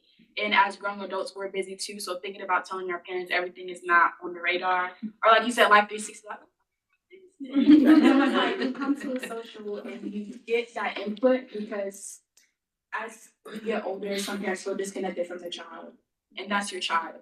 So like what I said, a social is what we're trying to do to help parents stay informed or remind. I know that's an app. But like you kind of have to register. Some people are like, I don't have time for that. So something more like, okay, I can come. This is for my child. Like around the time people get off work, like I said, 6, 7:30. To just give parents that option. Because when you feel disconnected from your child, that makes, I don't know if that makes every parent feel bad. It's like you want to know. Because that's the safety of your child. Like in case of a code red. Or hey, you're having a fundraiser, I can help. I want to be involved in your life before you get old enough to find a kid.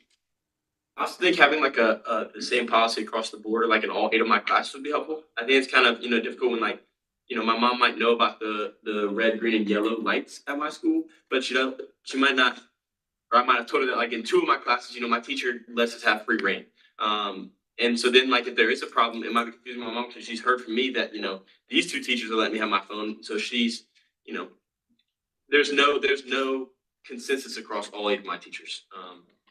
I think that would be helpful, but also understand that is not the case. I have 2 younger brothers who are in middle school, and they both have different learning difficulties, and so I've been able to see like the communication that my parents have with the teachers, and they're like constantly like getting updates on like how my brothers are doing and all that, and it's been really helpful to like kind of like keep my brothers on track because they kind of like to go all over the place. And so they like do need that like constant support. But like in my case, my parents like they don't even know like some of my teachers' names just because like they've never really had to talk to them. and I'm like old enough where I can figure most of it out on my own, but I know that my parents would appreciate kind of like having communication, so like they can kind of know what I'm doing at school. And then if something were to happen where like my parents do need to be in communication with my teachers, they're not like completely blindsided by, well, that was a rule that I needed to be sure Gigi was like partaking in, if that makes sense. Thank you all for your thoughtful and mature perspectives. A question I have, and you can answer this personally for yourself, or if you have younger siblings, at what age did you start bringing a cell phone to school? I can take that one. So I got my first phone going into 6th grade. Previously in elementary school, I've been riding from a daycare to and from school on their bus. So going into 6th grade, my parents were like, yeah, you need a phone because you're going to be riding the bus home from school. So that was really important because sometimes my bus wouldn't come. And I didn't want a phone. I thought that I was like, no, that's like a whole thing. I don't want to have that because it's a lifestyle change. But I found that it was very useful to have, especially on group projects. My brother got his phone around the same time. He's 4 years younger than me and he's in middle school. And so having it as a tool has been really helpful, especially in communicating rides.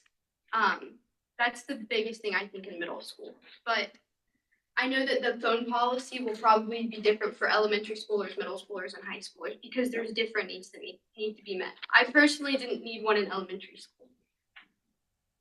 In my family, so I started off with like my nana's old phone.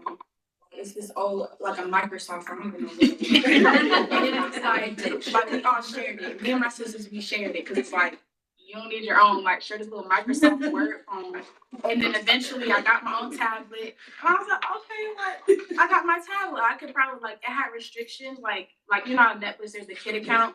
So you can always, like, set, like, a kid account on a device. And then eventually I got a phone.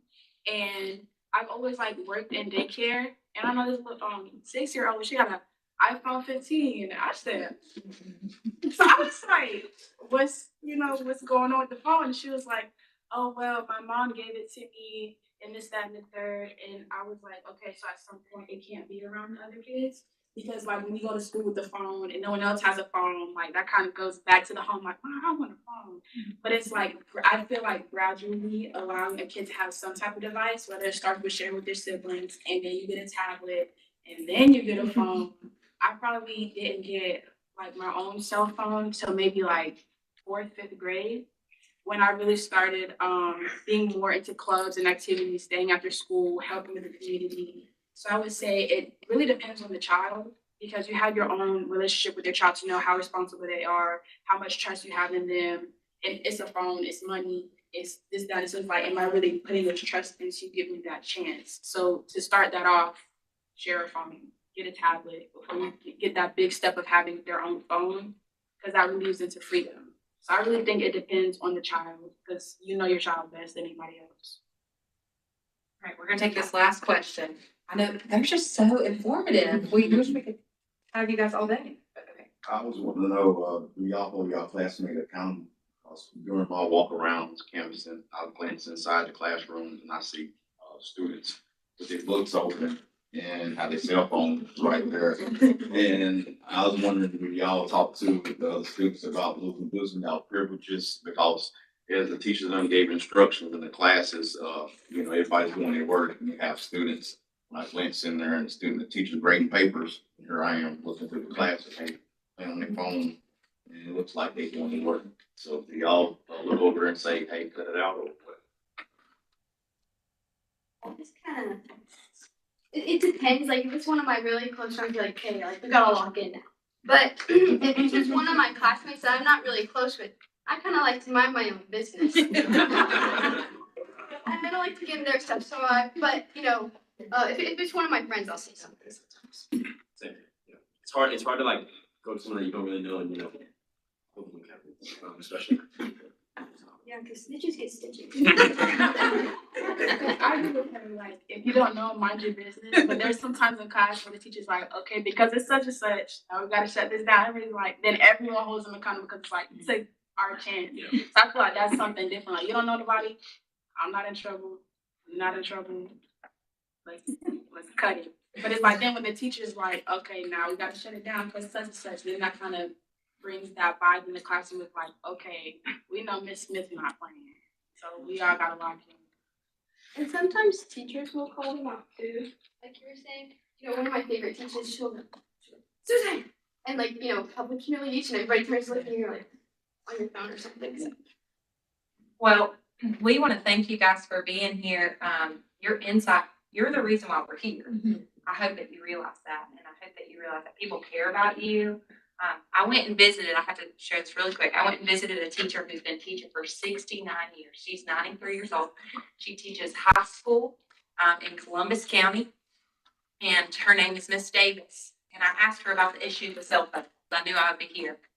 And she said, and it broke my heart, she said, I've seen cell phones change over time, right? Because they didn't have cell phones, 69 years ago. She said, the thing that gives me fear is that our kids don't feel like they can use their brains, that they don't have the ability to know that they have it in them and they don't have to rely on that. And it broke my heart because she knows, and we know as teachers, how smart you are and how much you don't need that to feel. But we also know the importance of the other things that come along with it. So we appreciate you. There are teachers out there that we're here for you to support you, and your input is so, so valuable. So thank you.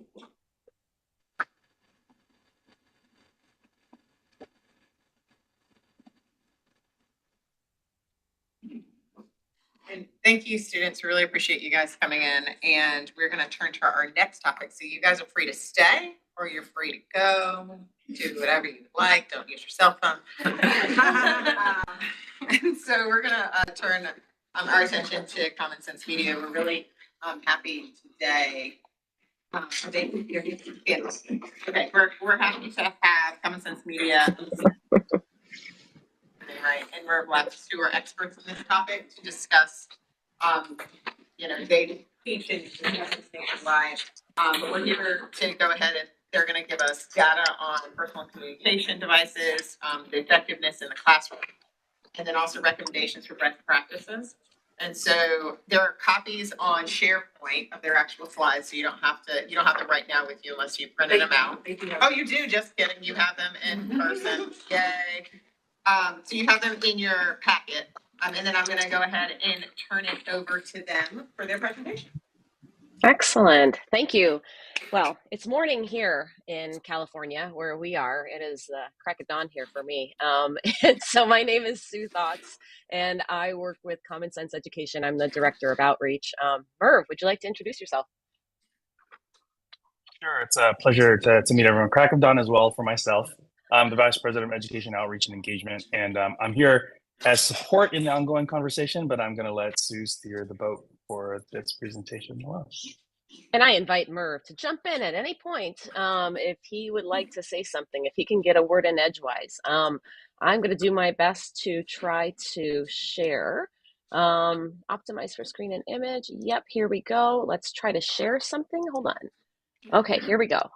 Let's see if I can get this right. I do work for a tech company. Here we go. Does you all see? All right, perfect. All right, looks like it's working. So Merv and I work for a nonprofit organization called Common Sense Education. And what we do at Common Sense is we work with parents and educators and legislators across the country and talk about the issue of students and kids and technology. And so one of the things that we've been asked to talk about lately, and one of the things that we do a lot of research on, is the impact of cell phones on our kids.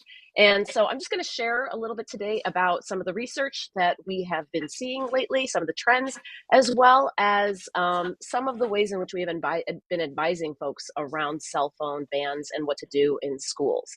So yeah, again, that's me, that's my information. I know you all have some copies of these slides. I've been changing them since I've been listening to these grand students who are sitting here giving input. So I've made a little bit of adjustments. So these may not be exactly what you have in your on your papers, but I'm going to do my best here to share a little bit about some of the research that we've been doing specifically around cell phones. And so one bit of research comes from a study that we did a couple of years ago where we embedded monitoring software with the permission of these students and with their parents, where we could really get a look at what students are actually doing with their cell phones all day long. And then the other piece comes from the impact of some of this media and technology on burnout and the mental health of our kids, as well as a couple other studies. So we asked, we looked to see how many messages and notifications specifically our students are receiving every day. And what we found was that our students, on average, were receiving a median of 237 notifications a day, right? As many as 4,500 in some cases, and so our students are being bombarded with these little pings that say, come and take a look at me, please, right? Like, come and give me your attention on your cell phone. It doesn't always mean that they pay attention to those, right? That they don't always open these notifications, but they are receiving a lot of notifications all day long. And then, these are kids between the ages of 11 and 17. And then during the school day specifically, our students were on their cell phones for a median of 43 minutes, anywhere from, 13 to 229 minutes a day among these students that we were studying during this day. So, what were the kids doing on their phones? They were very much looking, as you would expect, as anybody would expect, social media, YouTube, gaming, right? The usual suspects. And when we asked the students, everything that your students verified today, right? They said, we don't have a cell phone policy technically, but, in some cases, but, we could definitely see your kids, checking their phones and checking social media during class, or it's up to the teacher discretion, right? We tried to just gather some information about how the students felt. And you all heard that today from your students. But when it comes to social media and their mental health, we asked, 13 to 17-year-olds just recently about the effect on mental health, right? So over 1,500 students nationally. And these students were feeling all kinds of pressure, right? And we categorized some of these pressures that we asked them about and how phones and media and technology are exacerbating the pressures that they feel from the devices when it comes to, having everything all figured out. You had exemplary students today who I'm sure everybody's asking them, what do you want to do when you grow up? Like, what are you going to do when where are you going to go to college, right? Or achievement, like feeling the need for academic or social achievement, or about their appearance. And so we know that students are feeling a lot of this burnout. And in fact, what does that do for their mental health? What does that mean about them being overwhelmed, getting able to do everything, the stress that they feel, and that might be exacerbated by the devices that they're carrying all day long, right? So the piece that we just released the study a few weeks ago, and it was specifically around students between the ages of 0 and 8. And you are asking these students about like when they got their first cell phones. And with that top study, that top line there in blue, it says when it comes to cell phones, nearly 1 in 4 children have their own devices by age 8.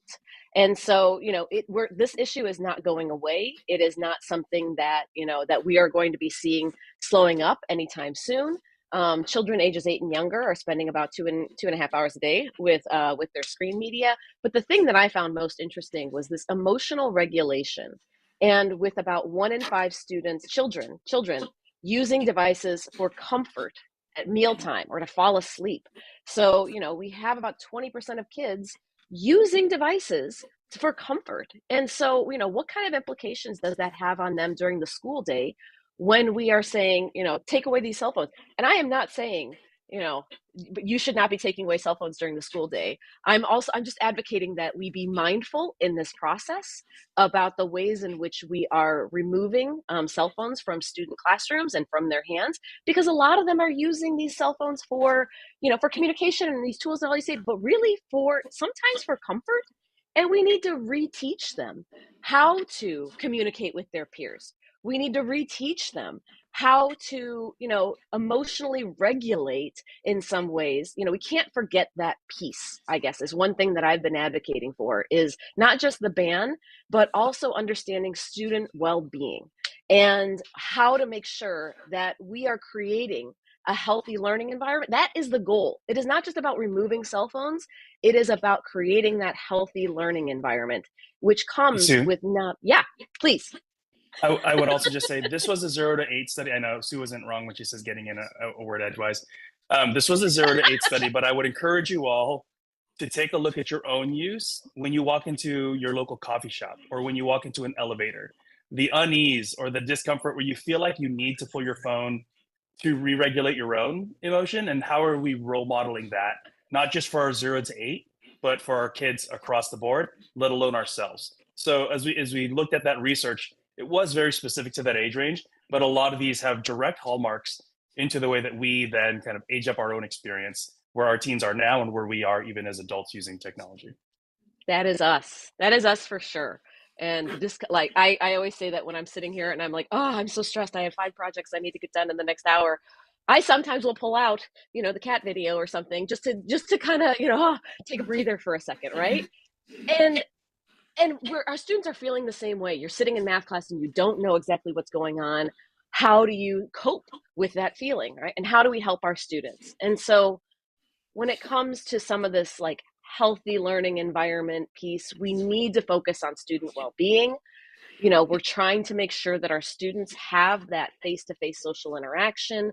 We're trying to focus on bringing up the student well-being part with the healthier relationships and decrease in loneliness and that increase in connection, increase that academic rigor, because we're trying to make sure our students are focused, that they don't have distraction, that they, increase their time on task to make it easier to learn what they're supposed to be learning. And then the third thing I want to bring up is this idea of like, if your students are not on their phones and they are not sitting there engaging in social media, those students that are outside of school, you make school the place to be in a way, right? That could be one other consequence of decreasing cell phone time, is your students who are not present will be missing out on the social interaction that your students are engaged in every day. All right. Yeah. And so Merv had given me these couple of slides. He's updated the state policies around cell phone use in the classroom that I just wanted to mention today. You'll see there that there are states that provide phone pouch funding, or that are recommending district state, cell phone bans, or requiring cell phone bans, or they have, quote, banned the use of cell phones in schools, or they are bills under consideration right now. And so, he also stated that, 9 of these governors referenced their support for cell phone regulations in their 2025 State of the State address. You can see, this is a hot topic. This is a big issue. You are not alone in considering this type of legislation. Yeah. I would also want to make sure that everyone recognizes when they use the term ban, it means some kind of policy. And there are policies that are no cell phones bell to bell, but there are policies that have direct recommendations of how to be accountable when cell phones need to be used in the classroom for whatever reason, and when they need to not be, and what are then the steps that are taken when they are out, when they're not appropriate. So when we see the word ban, it's important to know that all states aren't banning phones from the schools, but it is identifying the policy that makes the most sense for the intended goal for that particular state or local district. And so that's why you'll see that there is a lot of policies that are focused on intending to create a policy for their districts, but not defining how the districts have to handle it. And then there are others that want to make it just consistent and easy and draw the lines for everyone, that you then create policies around within that state. Yeah. So with some of these, with these ideas, we at Common Sense have created a document that is trying to guide folks around their cell phone policy. And what we wanted to emphasize is you need to, of course, prioritize that student learning and well-being. Like, that's the point. That's the point of trying to do all this. And we want you to keep that in mind.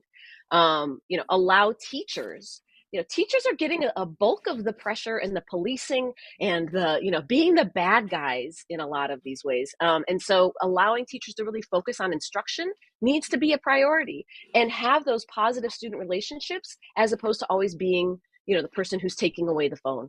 And then the third piece is, making sure that we are addressing the concerns from parents and caregivers, because, in this whole thing, they can be your biggest supporters or they can be your worst enemy if they don't quite, get their needs met in this process. And so there is a document here that we have provided about advice on cell phone bans that have a lot of questions, that are intending to lead you to make sure that you are focusing on 1, 2, and 3.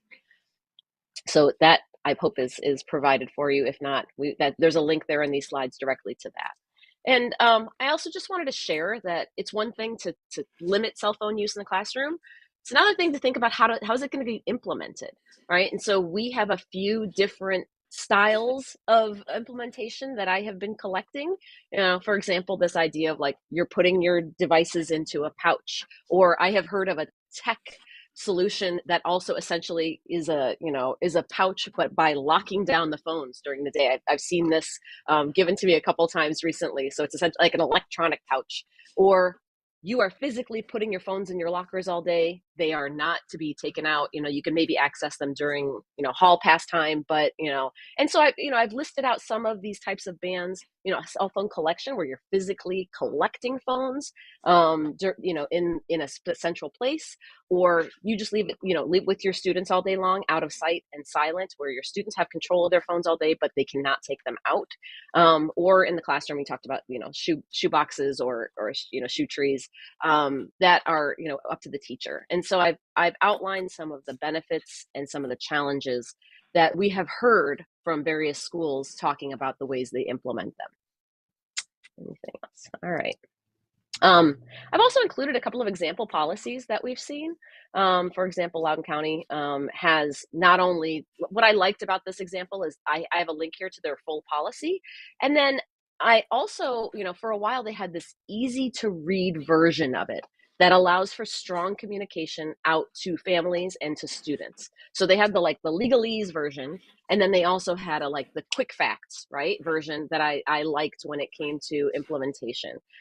Fairfax County had a policy that I had linked here, but it was also really strongly communicated to families, contacting, they have things like, instead of texting your kid, here's how you contact the front office if there's an emergency, or here's how to communicate about, non-urgent matters, or here's how you can respond, to these texts over the course of the school day, right? So they had different methods to address parent needs for communication that were already ready to go, right? Because that was a huge parent concern. And I thought that was really interesting. Also, in Henrico County, they had a slide deck to communicate for each school. Like, we are giving you the means to communicate. So I really liked some of these, supports around the policy from each of these school districts that really, outlined some of the, maybe some of the consequences or some of the reasons why they were doing this cell phone ban. Given everything that I heard today, I added a couple of slides. When your students are talking about their lack of instruction around some of the advice that they were given around cell phones. And I thought this particular set of content that we have at Common Sense, we have free lessons, kindergarten through 12th grade. And I just wanted to put in a quick plug for example, we have a set of digital well-being lessons that help students think about, their own values and how do those values how are they helped or hindered by our technology habits? So how can you better align your cell phone habits with the values that you say that you hold? And, how do cell phone companies use design tricks to get our attention?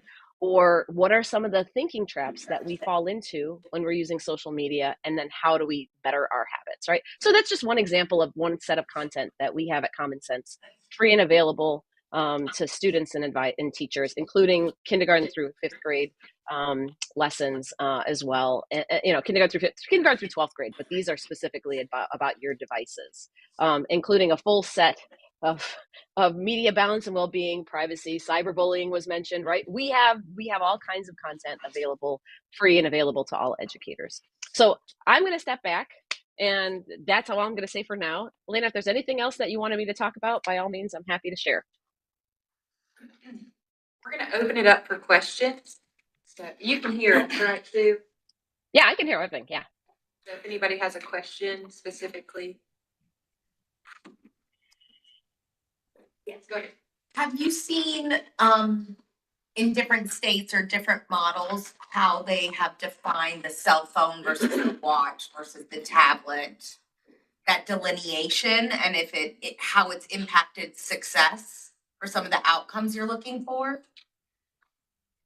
Merv, you want to take this? I've also just kind of heard it as like a personal device, right? Not Correct. necessarily as a cell phone definition, but like any personal device, including some of these other devices. Yeah, personal smart devices. I mean, then you're really, this is then incumbent on just kind of staying on top of the innovations that are happening in the personal device category for smart technology. Even right now, like typically I have a pair of smart glasses that I wear around that I find really helpful for when I'm traveling or when I'm doing things. And I've heard many stories of kids that have more means that are bringing smart glasses to school and are able to use it while they're taking tests. And so now there's that's included in the smart device category. So it is important to kind of broaden what you're calling. We're trying to solve distractions and the connection to the academic goals in the classroom, not demonize a device that holds many different capabilities that have been hugely positive in our experience, but also can be detracting in this context in these ways. So when we think about the policies, recognizing that it's not just, because it's in the language, cell phone bans, that it does need to go beyond that as you're thinking about your intention of what you're trying to accomplish.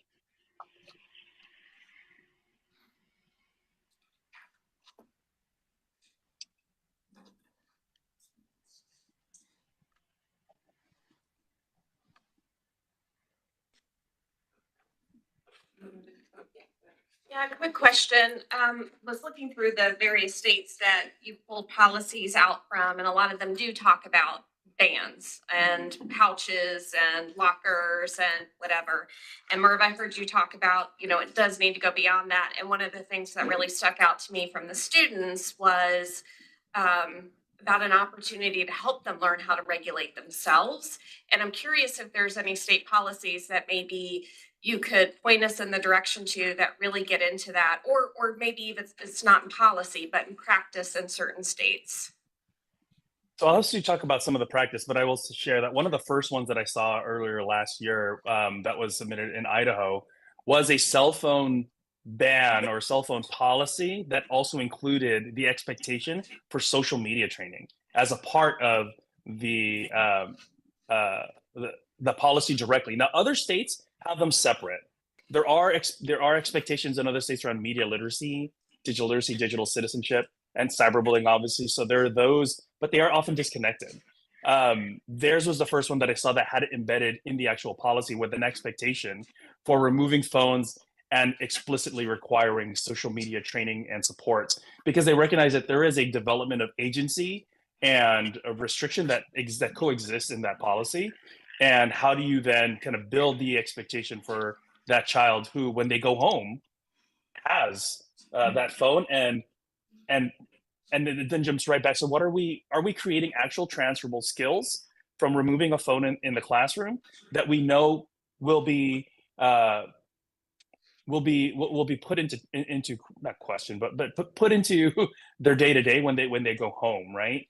And as we're talking about supporting our whole child in our classrooms, these are things we need to prepare them for, especially in the job world where they're not going to take their phones away from them. So how are they building up this experience, especially as we go into our middle teen years, for our young kids to recognize appropriateness, develop that agency, and also see the importance of how they connect or disconnect and what that means to them.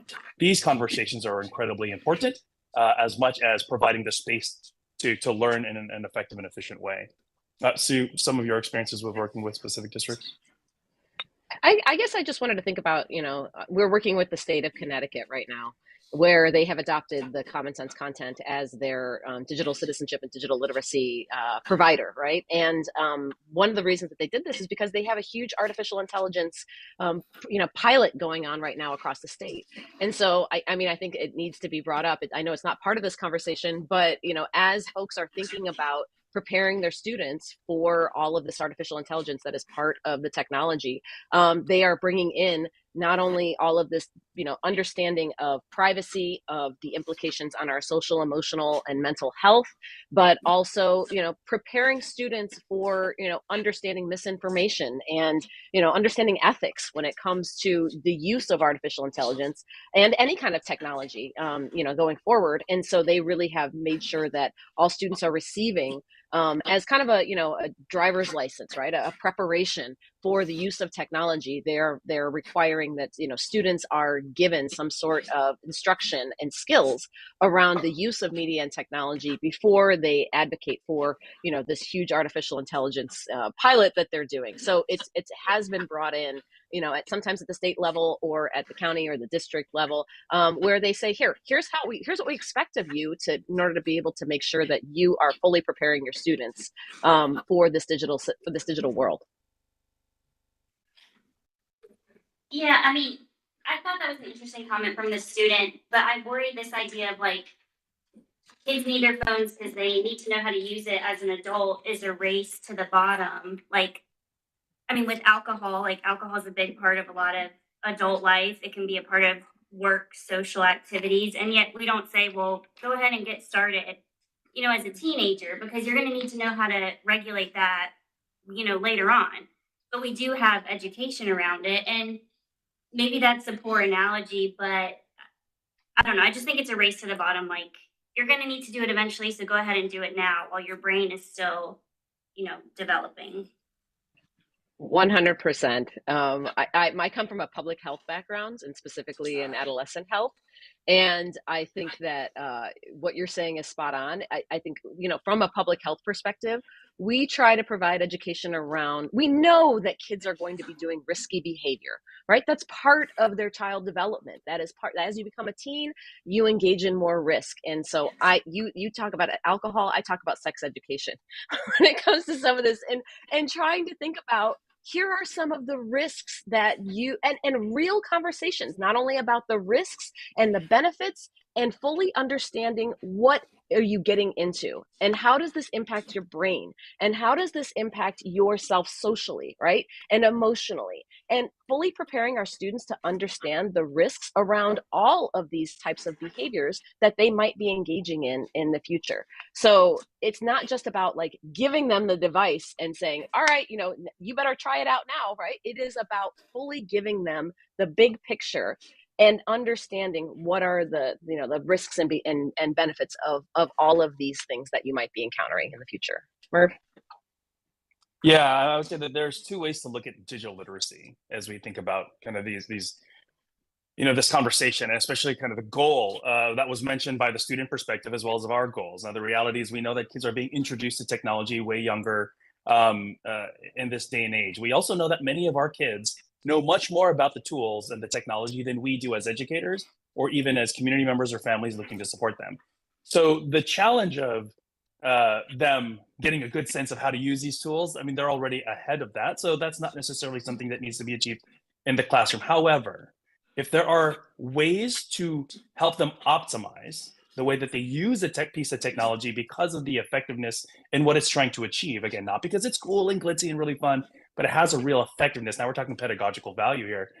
Then it is incumbent on us to be able to show them there are better ways to do this. It's one of the reasons why the most prevalent hackers in the country are recruited into our highest areas of cybersecurity.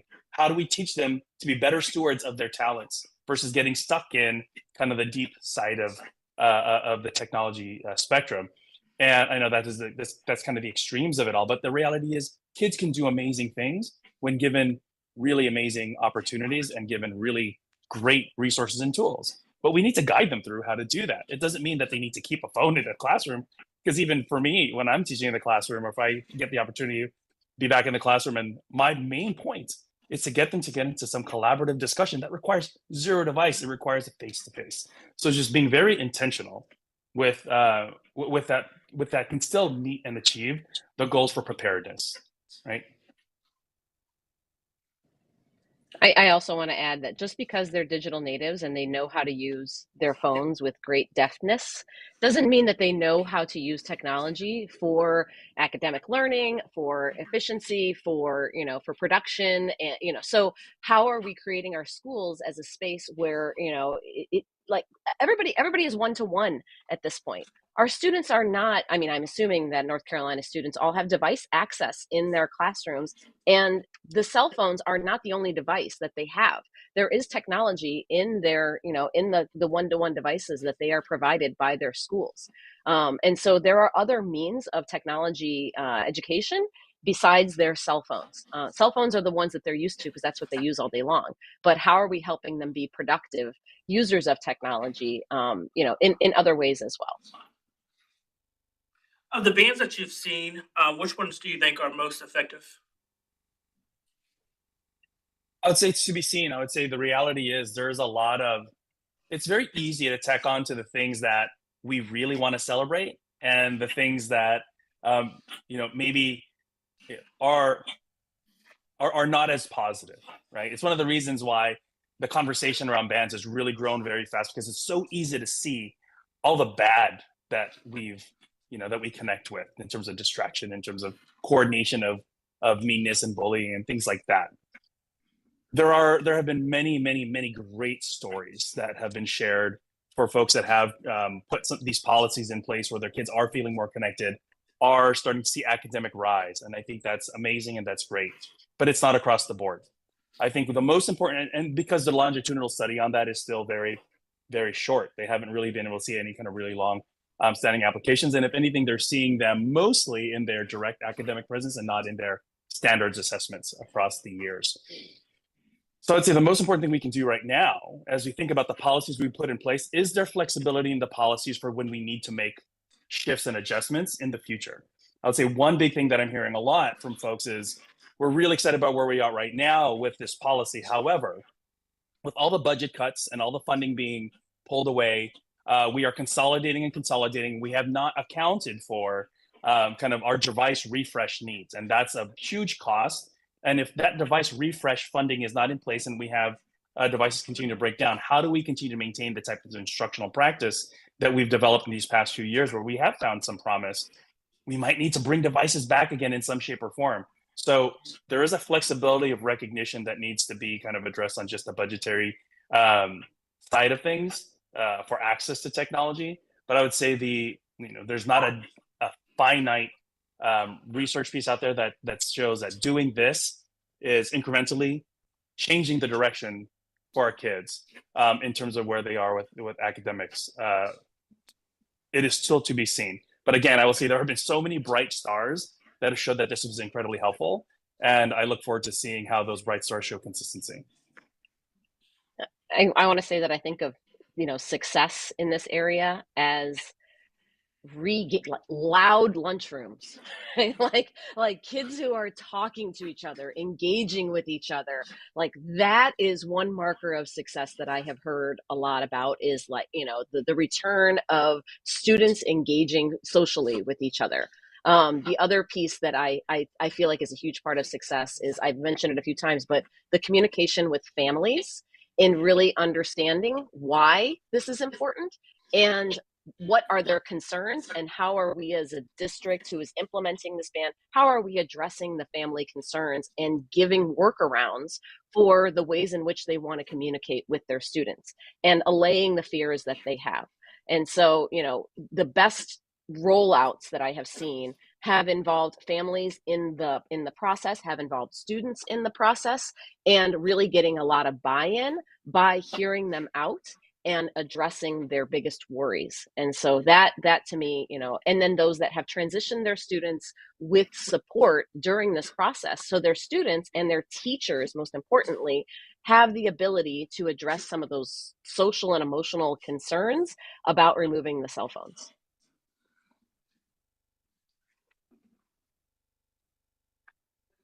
Are there other, with districts who have implemented these policies, are there other shifts that you've seen them make in response to the policy? So I'm thinking about the front desk now has many more calls if you cannot directly get to your phone.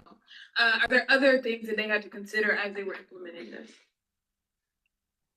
So one of the things that I had heard about was, yes, absolutely. You're going to have to make accommodations for different types of communication. And so one district that I had talked to, they had started doing student interns who are in charge of communication and messaging, between relaying messages between parents. And so rather than the front desk secretary who's already overloaded, they had a couple of student interns who were then in charge of doing that parent-student communication, which gives them a different type of skill set, right? So to make those accommodations, how can we creatively address some of, because of course, as a parent, I forgot to tell my kid that they have a dentist appointment this afternoon. Of course I have to, I want to communicate that to my kid.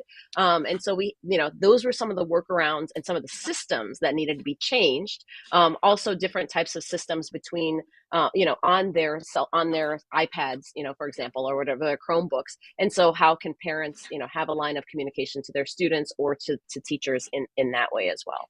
Murph. Yeah, I'm trying to remember. I had a conversation when I was at COSIN, which was a tech lead conference just a couple weeks ago, and there was a district that was mentioning that they use one of their messaging tools to go live on their direct homepage now to allow for the flexibility of parents not having to necessarily call, but they can open up a chat that opens up a separate window, and they can resolve oftenly the needs of that parent in 2 to 3 responses, and that's shaved off like 30 seconds of talk time, just in terms of having to kind of get through things, because they often come in with very specific things that they need and they can leave with very specific resolutions versus kind of the conversations that sometimes can come with a story alongside with the ask. So those were some of the solutions that they've built in, and they've built it into existing LMS systems that are already adopted in by the school. It wasn't a new function, but an adapted function.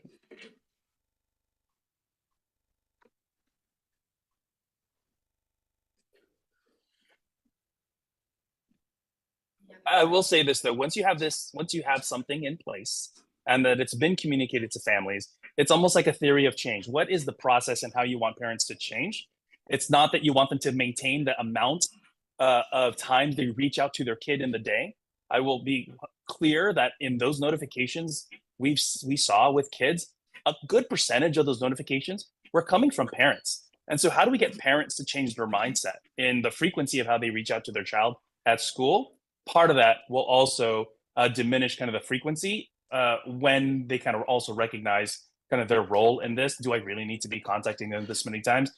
Let me just get to the secretary or through that intake form, whatever it might be, with everything I need at one point, and then they can get it all to my child. So it does lead to some change in the way they think about it. But again, it means having it in place. Having that discussion with families so they know what are the appropriate steps to take, recognizing that you value their need to connect with their child when they're in the school, but also being able to subtly recognize when it's inappropriate for them to keep contacting their kids in the middle of a classroom period. Do you really need to ask your kid what they want for dinner? I mean, really. Question on the parent piece, because we're also talking about safety and well-being, cyberbullying, et cetera. We're putting a lot of responsibility on kids whose frontal lobes haven't fully developed.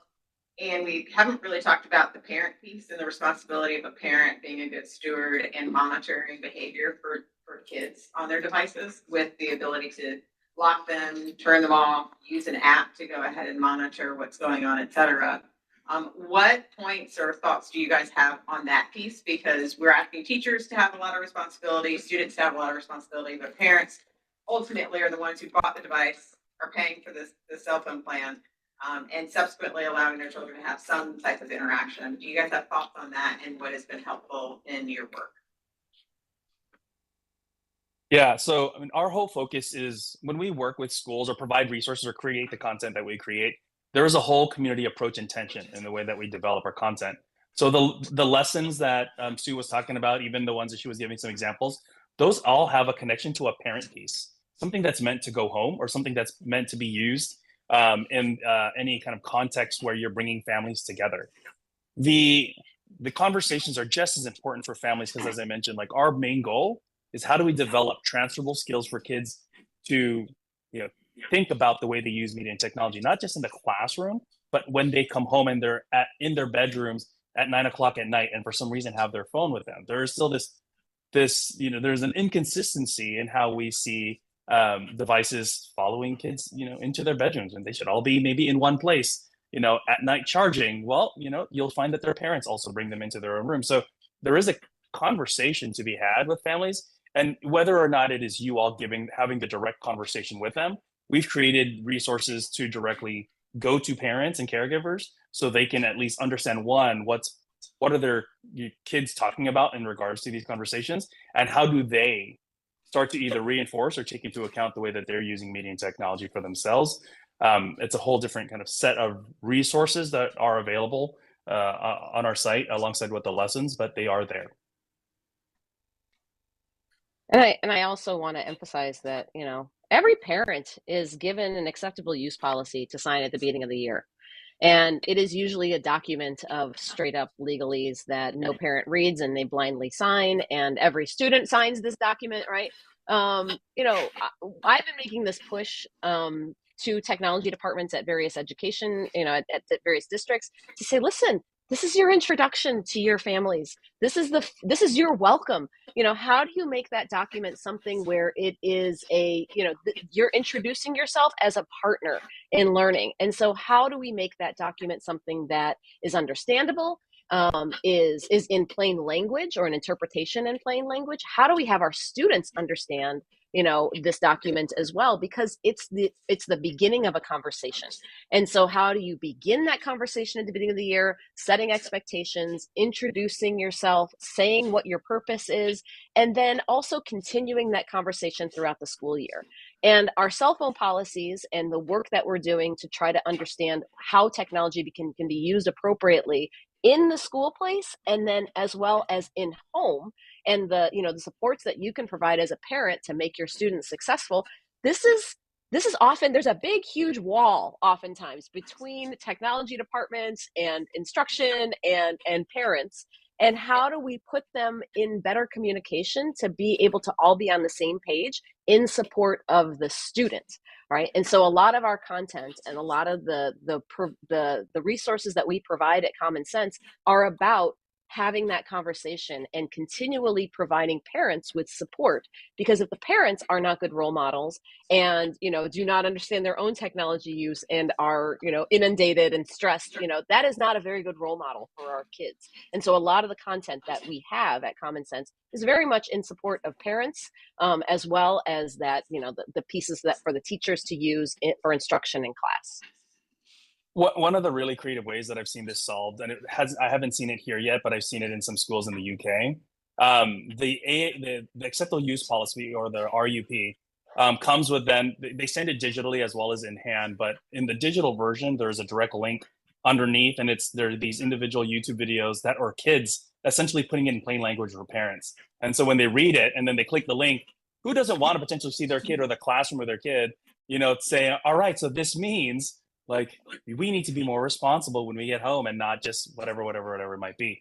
So it's a really great way of kind of bringing the conversation to families, and using the modes of connection that are there with them. I mean, let's be honest.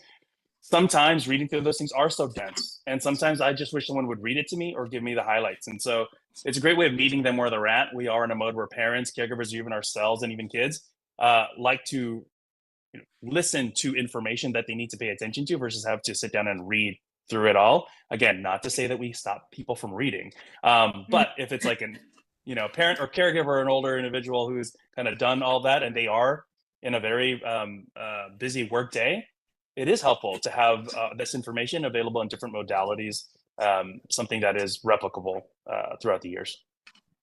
I'm going to share for 1 second. I'm going to put on the screen a way in which we've worked with the district here, and we share this all the time.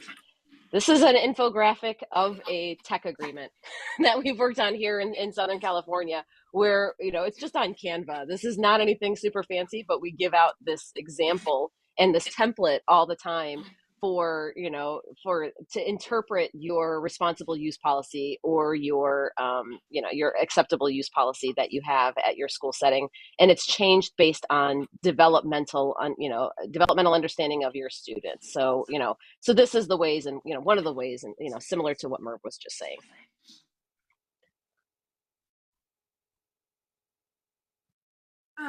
We have a bill here that, for a cell phone ban, but it requires school districts to have consequences for breaking the cell phone usage policy. So I'm wondering if you all seen other policies that have consequences, and oftentimes consequences are exclusionary, you're removed from the classroom. So have you seen any that are not kind of allowing more students to be out of class, not learning? Go ahead. Yeah, you have something, Merv? No, I was just saying most of the consequences that I've seen, the out of the classroom consequences are typically a pretty like scaled up reason or a consistent denial of following the rules versus just kind of one time or every now and then actions. I would say most of them have gone from, if it is an out of sight, out of type of policy, but they do see it. There is typically comes with a warning, and then after that warning goes into a device going straight to the office that you then have to pick up after school. And that if that happens within a like X amount of time in the month, then it's your parents having to come and pick it up, and then having a direct conversation with your parents about the fact that your child is not following the policy. And then that becomes a parent and child dynamic that has to be addressed. So I've seen it go to that point when it does get into class being removed from the classroom, because again, the intention is not to remove the opportunity for academic engagement and rigor and connection. To what avail is the intention of that? And again, I've only seen that in the strictest of issues when there is a consistent misuse. But for the most part, most of them ramp up to just the devices being removed. I guess this makes me think of like, I don't know how prevalent multi-tiered systems of support are in North Carolina, or that language around, you know, a primary intervention, you know, a tier 1, a tier 2, and a tier 3, where everybody in your school receives a tier 1 type intervention that sets those expectations and the behavior and communicates exactly what it is that we expect of you. And then in tier 2, you know, those are tier 2 interventions are intended for students who need a little bit of reinforcement, right? It's not a punishment necessarily. It's intended to provide extra support for those students who did not quite understand that tier 1, you know, level of intervention. And then tier 3 is reserved for those students who really need a lot more attention, bringing in family support, bringing in, you know, social workers, counselors, and so on. And so, you know, a lot of the content that we provide at Common Sense around digital citizenship, technology expectations, that's a very tier 1 intervention. And, you know, I always say you can't expect students to just automatically know how to behave with cell phones or with technology, and without setting that communication and telling them, here are the things that you're supposed to do to be a citizen, to be moral, to be ethical, you know, to be kind to others, right? You have to very explicitly give them the practice and the skills to be able to do this, because it's not always inherent. Not every student has a family at home providing that instruction and those skills. And so how are we giving them that tier 1 intervention without taking away instructional time, without, you know, removing them, you know, from a classroom? You know, how are we providing them with that baseline intervention to provide everybody with the standard of expectation?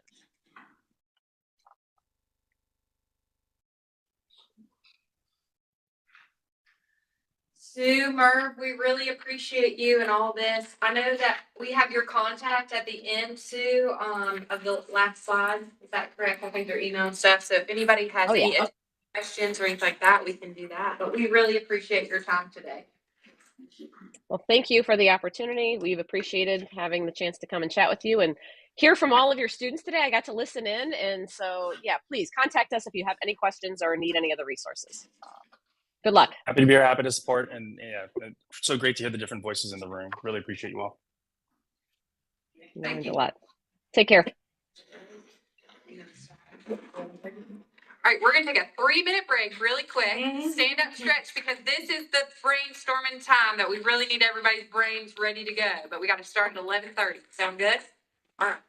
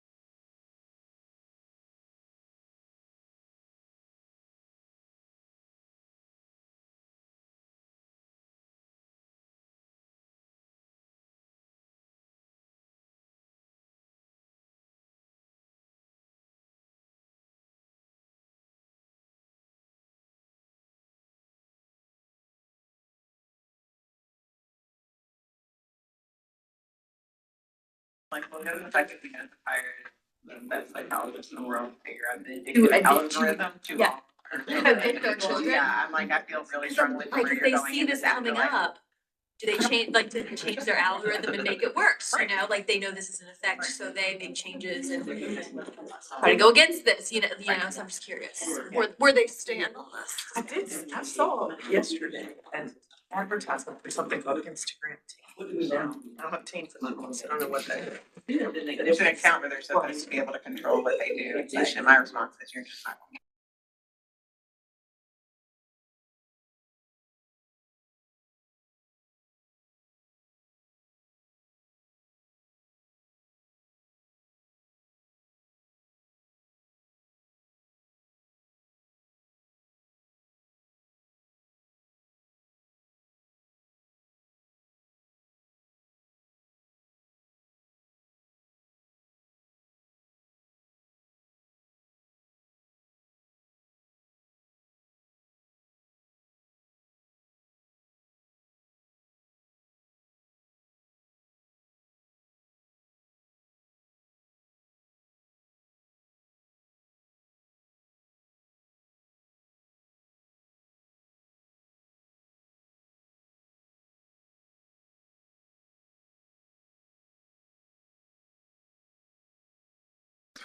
All right.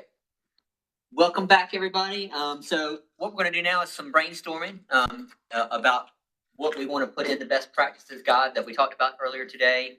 And so, what we want you to do is partner with somebody that's near you, and our guests that are here, that if you're sitting around the outside and are not a member, you're welcome to partner with one of our members. And, let's do groups of 2 or 3 at the most, and get together, and you've got a pile of sticky notes. They're yellow like this. You got a blue one also. Save that one for later. That one's a special treat later. So the sticky notes, what we want you to do is put down topics that you think need to be covered in the best practices guide.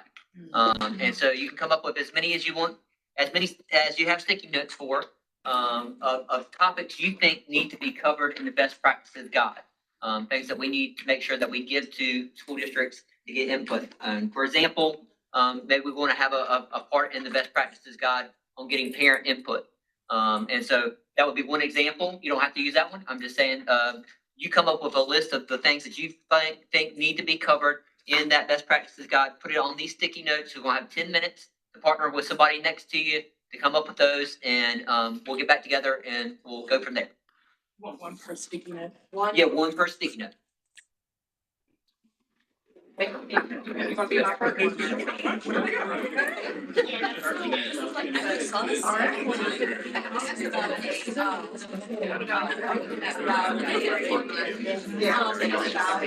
Implementing this. So instead of kids, you know, like. So they did.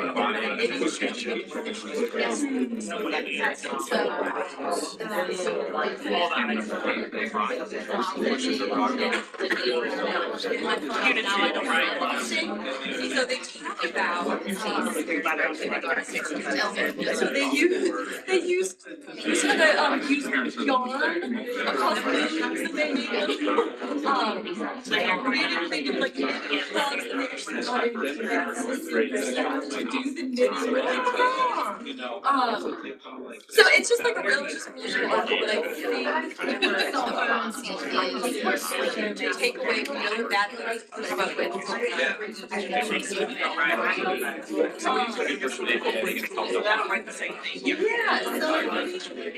For the best practice.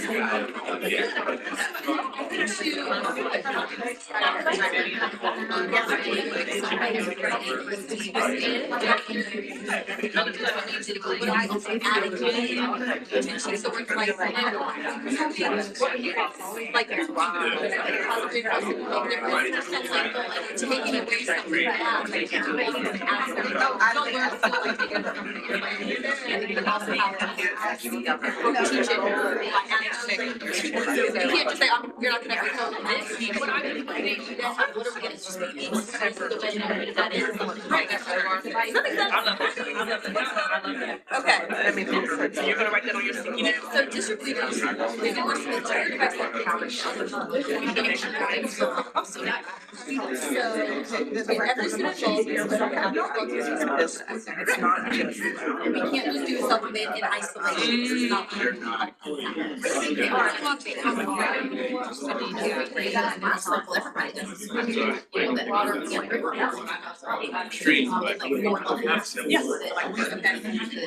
It may be a curriculum, extracurricular.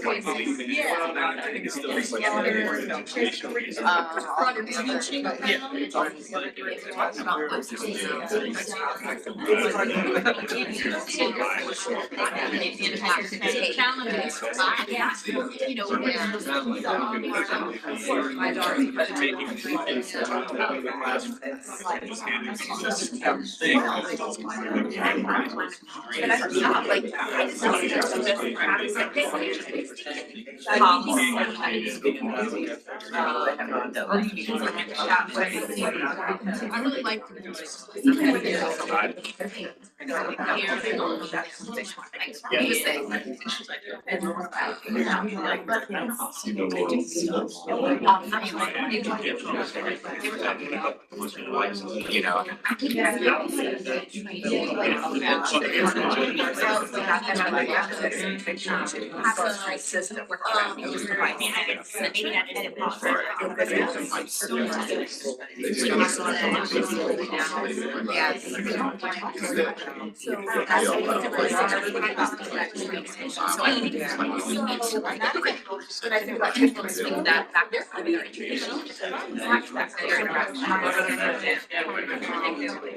one of the things we're not right? Like this is exactly the type of stuff that needs to be done.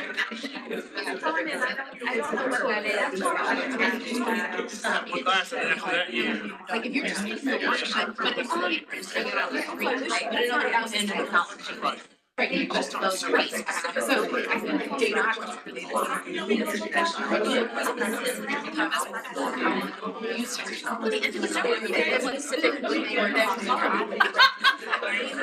I know that sounds terrible when you look at the kids planning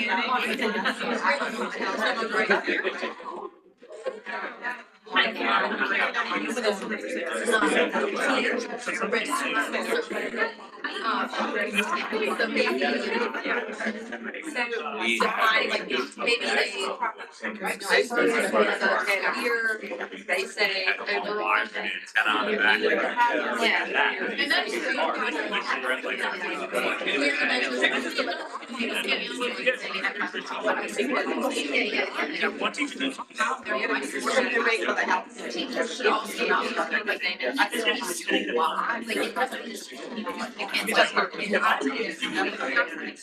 Yeah, this teacher's great. That teacher. Okay, this place didn't work.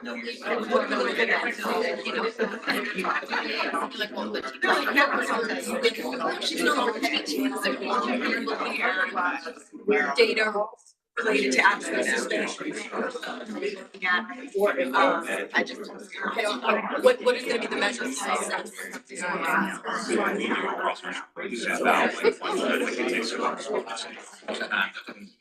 right, you got 4 minutes left, 4 minutes left. When I see the write-ups, that's like typically. And I know maybe I'm like, oh, that's president. Just like around. So, yeah, so that's,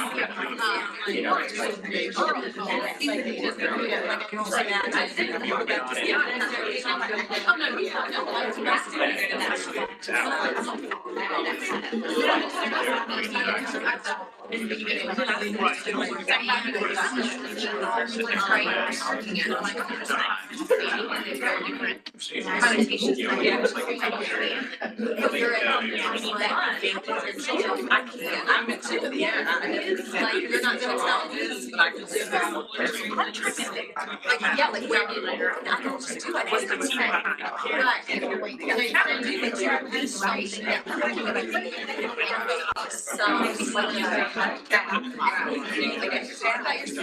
this is the second time I can tell you about. Where does it go?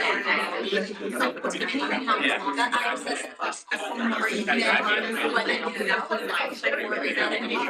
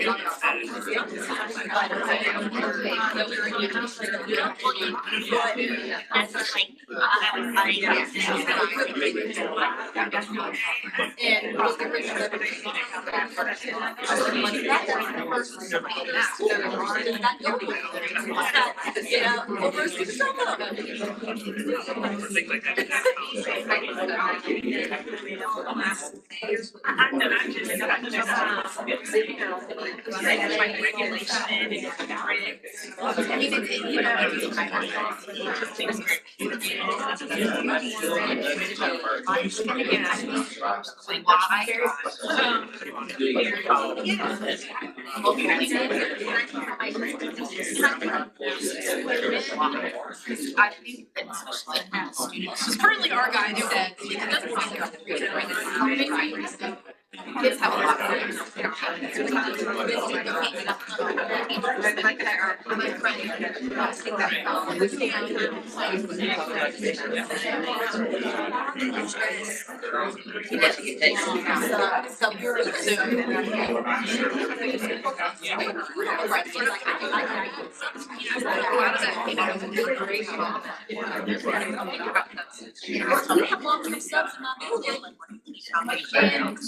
they got that. I like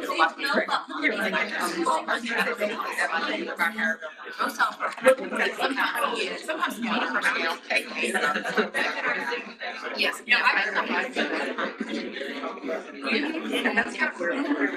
like, I need to. All right, got 1 minute left, 1 minute left. Let me go back to the gallery.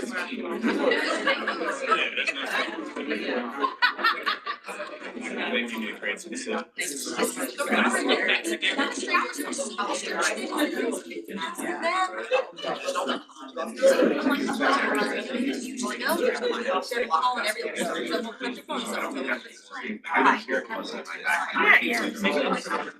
weird if I get just check it. It's smart. That's just it. I might be out of time. And a lot of them I would say, I can lay out options. Okay. Yes. They have. Yeah, I heard you talk about that. That's why I did my daughter. It is a great thing.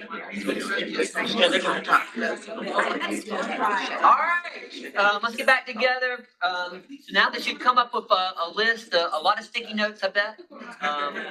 What I want you to do is with your partner, I want you to prioritize your top three. The top three. Now we're going to collect all of yours. We're going to collect all of them because we want all your input that you came up with your partner. But if you'll come up with the top three and put them on your blue, just stick them on the blue one. And then have one person in your group that's going to present out about your top three. So think of who you want to present out for your top three. All right, so you got about 8 minutes. 8 minutes to do that. You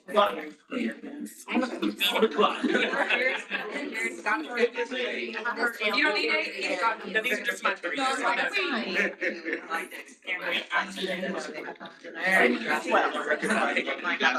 They said come down with top three. Y'all must have like 30.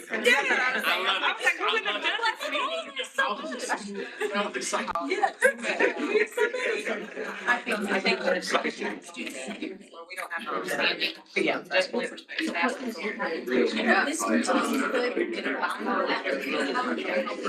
Great guy, great thing. It's consistent thing.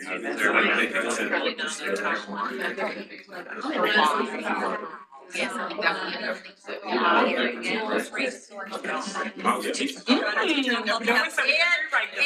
Good job. Parent education.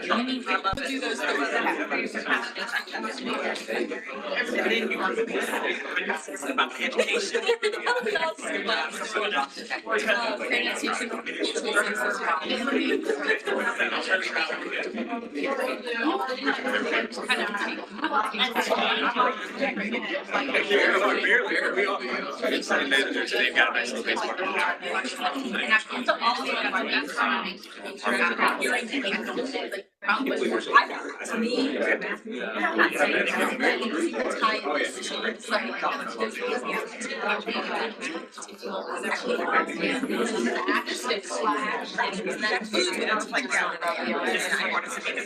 Yeah. Parents supporting the child. Yes. And really, I mean, That's right. No, not. There's nothing you can say. That's right. Not saying, and mama law says, exactly. And I'm like, hey, there's some things you can do at home that you can't do at school. That's mama law is mama law. Some people will be like, okay, well, whatever constitution gives you, exercise all of them. You know, like,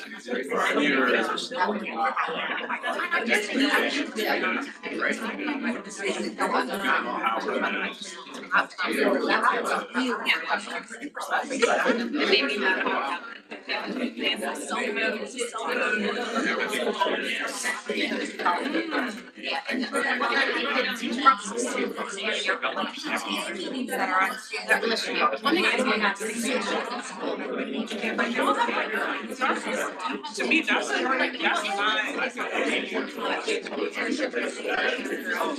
An isolation from like everybody said. The fight is I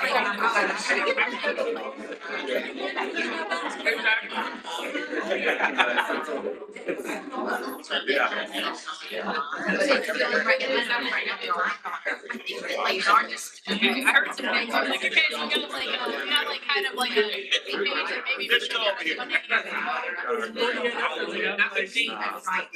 maybe You know, like conversation. Right. Everybody good? Like everybody wrap it up for the most part. Take another minute. Sounds like everybody's pretty much got their stuff, so I'll give you one more minute and then we'll get back together. Really? School bell, there you go. You can download an app. Exactly. That's good. It's about a self-managed organ in Seattle like that.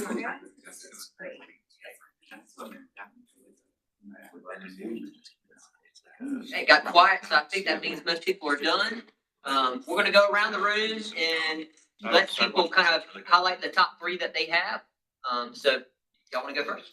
Sure. So we, our top three was making sure that each role of the stakeholder is clearly identified. So like, what is the role that the administrator plays? What is the role that the teacher plays? Subs in the building, like we have to know what our subs need to know before they come in.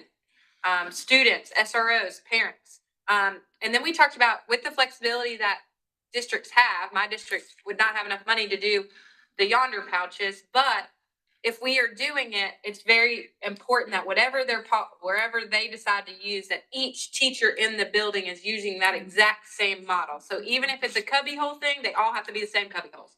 Even if it's a lockbox, it needs to be the same lockbox.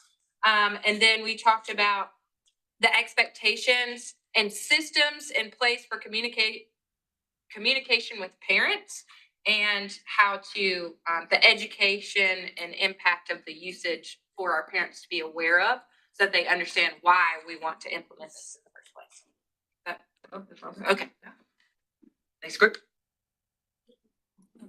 Yes. So we wanted to prioritize, I think it was said before, broader teaching around healthy habits. So instead of just removing something, we're also bringing something else into our schools. And I found this really cool article about a district up in Oregon who they banned cell phones, but they also provided hourly funding for teachers to all do a club for students to like bring that peer-to-peer relationships back. And there was knitting, cheerleading, fishing. And so not only did we take away the phones, but we added something else in for the students to feel connected to school. We also kind of want a clarification more on the measure of effectiveness. So we meet again in June 2026, and what is North Carolina's measure to say, was this effective or not? Is it going to be a grade level percentage, EOG results, discipline? What exactly are we going to look at to determine the effectiveness of the ban? And then also kind of like support for building personnel. So what is going to be the progression of consequences here? Because we need to make sure that it is equitable across all of our states. We can't have, you know, one student being long-term suspended for 10 phone write-ups where this student is on their 10th write-up and they're getting eyes. That's just not fair. So what continuum can we make to ensure that it's equitable for all of our students? Thank you. Next group. Our top three, I think, kind of ended up looking like what were sort of the big hurdles to implementing something like this. And so the parent buy-in and engagement piece, again, that any sort of ban is going to be of limited effectiveness when it ends at the end of the school day, you know. And so, you know, one thing I thought about was, you know, we have truancy laws that hold parents accountable for not being in class, and students are effectively not in class when they have their cell phone out and distracted. And, you know, obviously that's not where we would be taking this, but there needs to be parents being educated and bought into what we're doing. Another piece that I think has kind of been mentioned is not just a ban. You know, it's one thing to say drugs are illegal and you can't bring drugs to school, but we need to understand, the students need to understand why and feel empowered to make smart choices themselves. So including digital literacy in the curriculum, maybe in the health component, or sort of integrated into the subjects, the specific subjects. And then the third piece is for the educators, and this has also been mentioned, but clear expectations for how they're enforcing, you know, consistency across classrooms. And also that they feel supported in enforcement, and that this isn't something that's handed down on plates that are already too full. So how can we do that where it feels tangible for them and not something that's just an added burden? Thank you. Next group. So a couple of ours have already been mentioned, but just one is something in the guide about appropriateness per age level. So that it's divided up among the different age groups that you'll be addressing. Parent communication obviously is, you know, someone else had mentioned that. What are the guidelines for communicating and how do we share this information with parents? And then data collection was another big one for us. Like you said, a year from now, how will we know if it makes a difference? So some consistent guidance about what types of data to collect and then how to use that to guide the next step of the work. A lot of what's been said, parent input and communication, multiple modes of communication at multiple times so that people kind of understand the plan. We heard from the students, just teacher consistency. I think that gives clarity, and also training. So like really understanding for educators who again already have full plates, but how having a plan, how the consistency can help with the outcomes. And then an opportunity to pair this digital literacy with legislation change. You know, we were talking a lot about how this is something that is useful for students. We heard it from our students. We see it in our own families. And how do we make sure that we're both sharing best practices, but then also giving schools and our educators and our kids the resources to navigate this new world? We did on that, basically the same thing, that parental involvement, not only with the policy, but the practice of in buildings. Also talked about the consistency that needs to take place from building to building within the district. And that's critical. And the students made that, they didn't have a problem, they have a problem with inconsistencies. Yeah. They made that clear to us. And then make sure that our definitions are clear, that we're operating from the same set of definitions. So this is a lot of what's already been said, but we have defined consequences for violations adapted to K-5, 6, 8, and 9 to 12, because there will be some differences there. Some digital literacy training again for students. So how excessive screen time can affect the brain, how it impacts your social interactions, as well as for staff, so that they can kind of be accountable and more mindful too, as to how they're using their devices during the school day. If students are expected to behave in one way, teachers should be modeling, we said, kind of how that goes. And then supports and resources for parents to better communicate and reinforce self-ed practices. So it's a lot of what's already been said, but yeah. Some of the things that we had thought about were communication guides for the district. So how the policy should be implemented, including templates and documents and newsletters, emails, different things that that districts can use, especially with the quick turnaround for schools that are starting year-round schools. Consequence guides, so kind of best practice models for local districts to consider to ensure that the consequences for violating the policies are consistent. And then educational resources for the students, and also really explaining when and how cell phones should be used for emergencies. I think they were listening to us. So we again talked at length about, recommendations to help teachers be consistent in enforcement guidelines, and then especially not lead to exclusionary discipline, for something like a cell phone. We talked a lot about guidance to families and students about what to do during emergencies. And then we felt like emphasizing the importance that staff and adults model the policies in the schools as well as the kids can't be estimated. Yeah, we have some similar themes. We talked about consistency.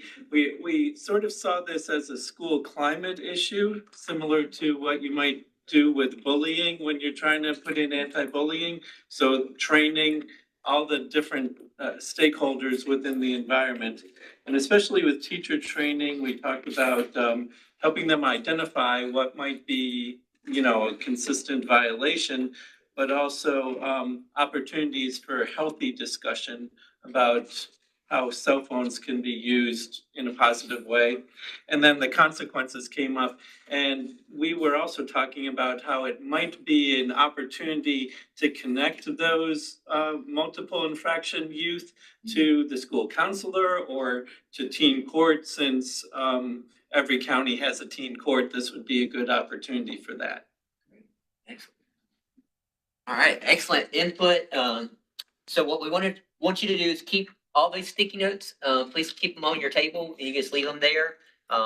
Leave the ones that are on the blue card separate, and then if you can just have a pile of the other ones, and that way we can pick them up after the meeting and have all your input, and we can record that as a starting process to build our skeleton for this best practice guide that we're trying to build. I do want to recognize a couple people because I didn't do it at the very beginning. So you met Jared. Jared is with my office with Department of Public Safety for juvenile justice. He's going to be helping us with staff for the Department of Public Safety. So you may get emails from him. His name is Jared Pone. If you see email from him, please recognize that that's. Yeah. It's not spam.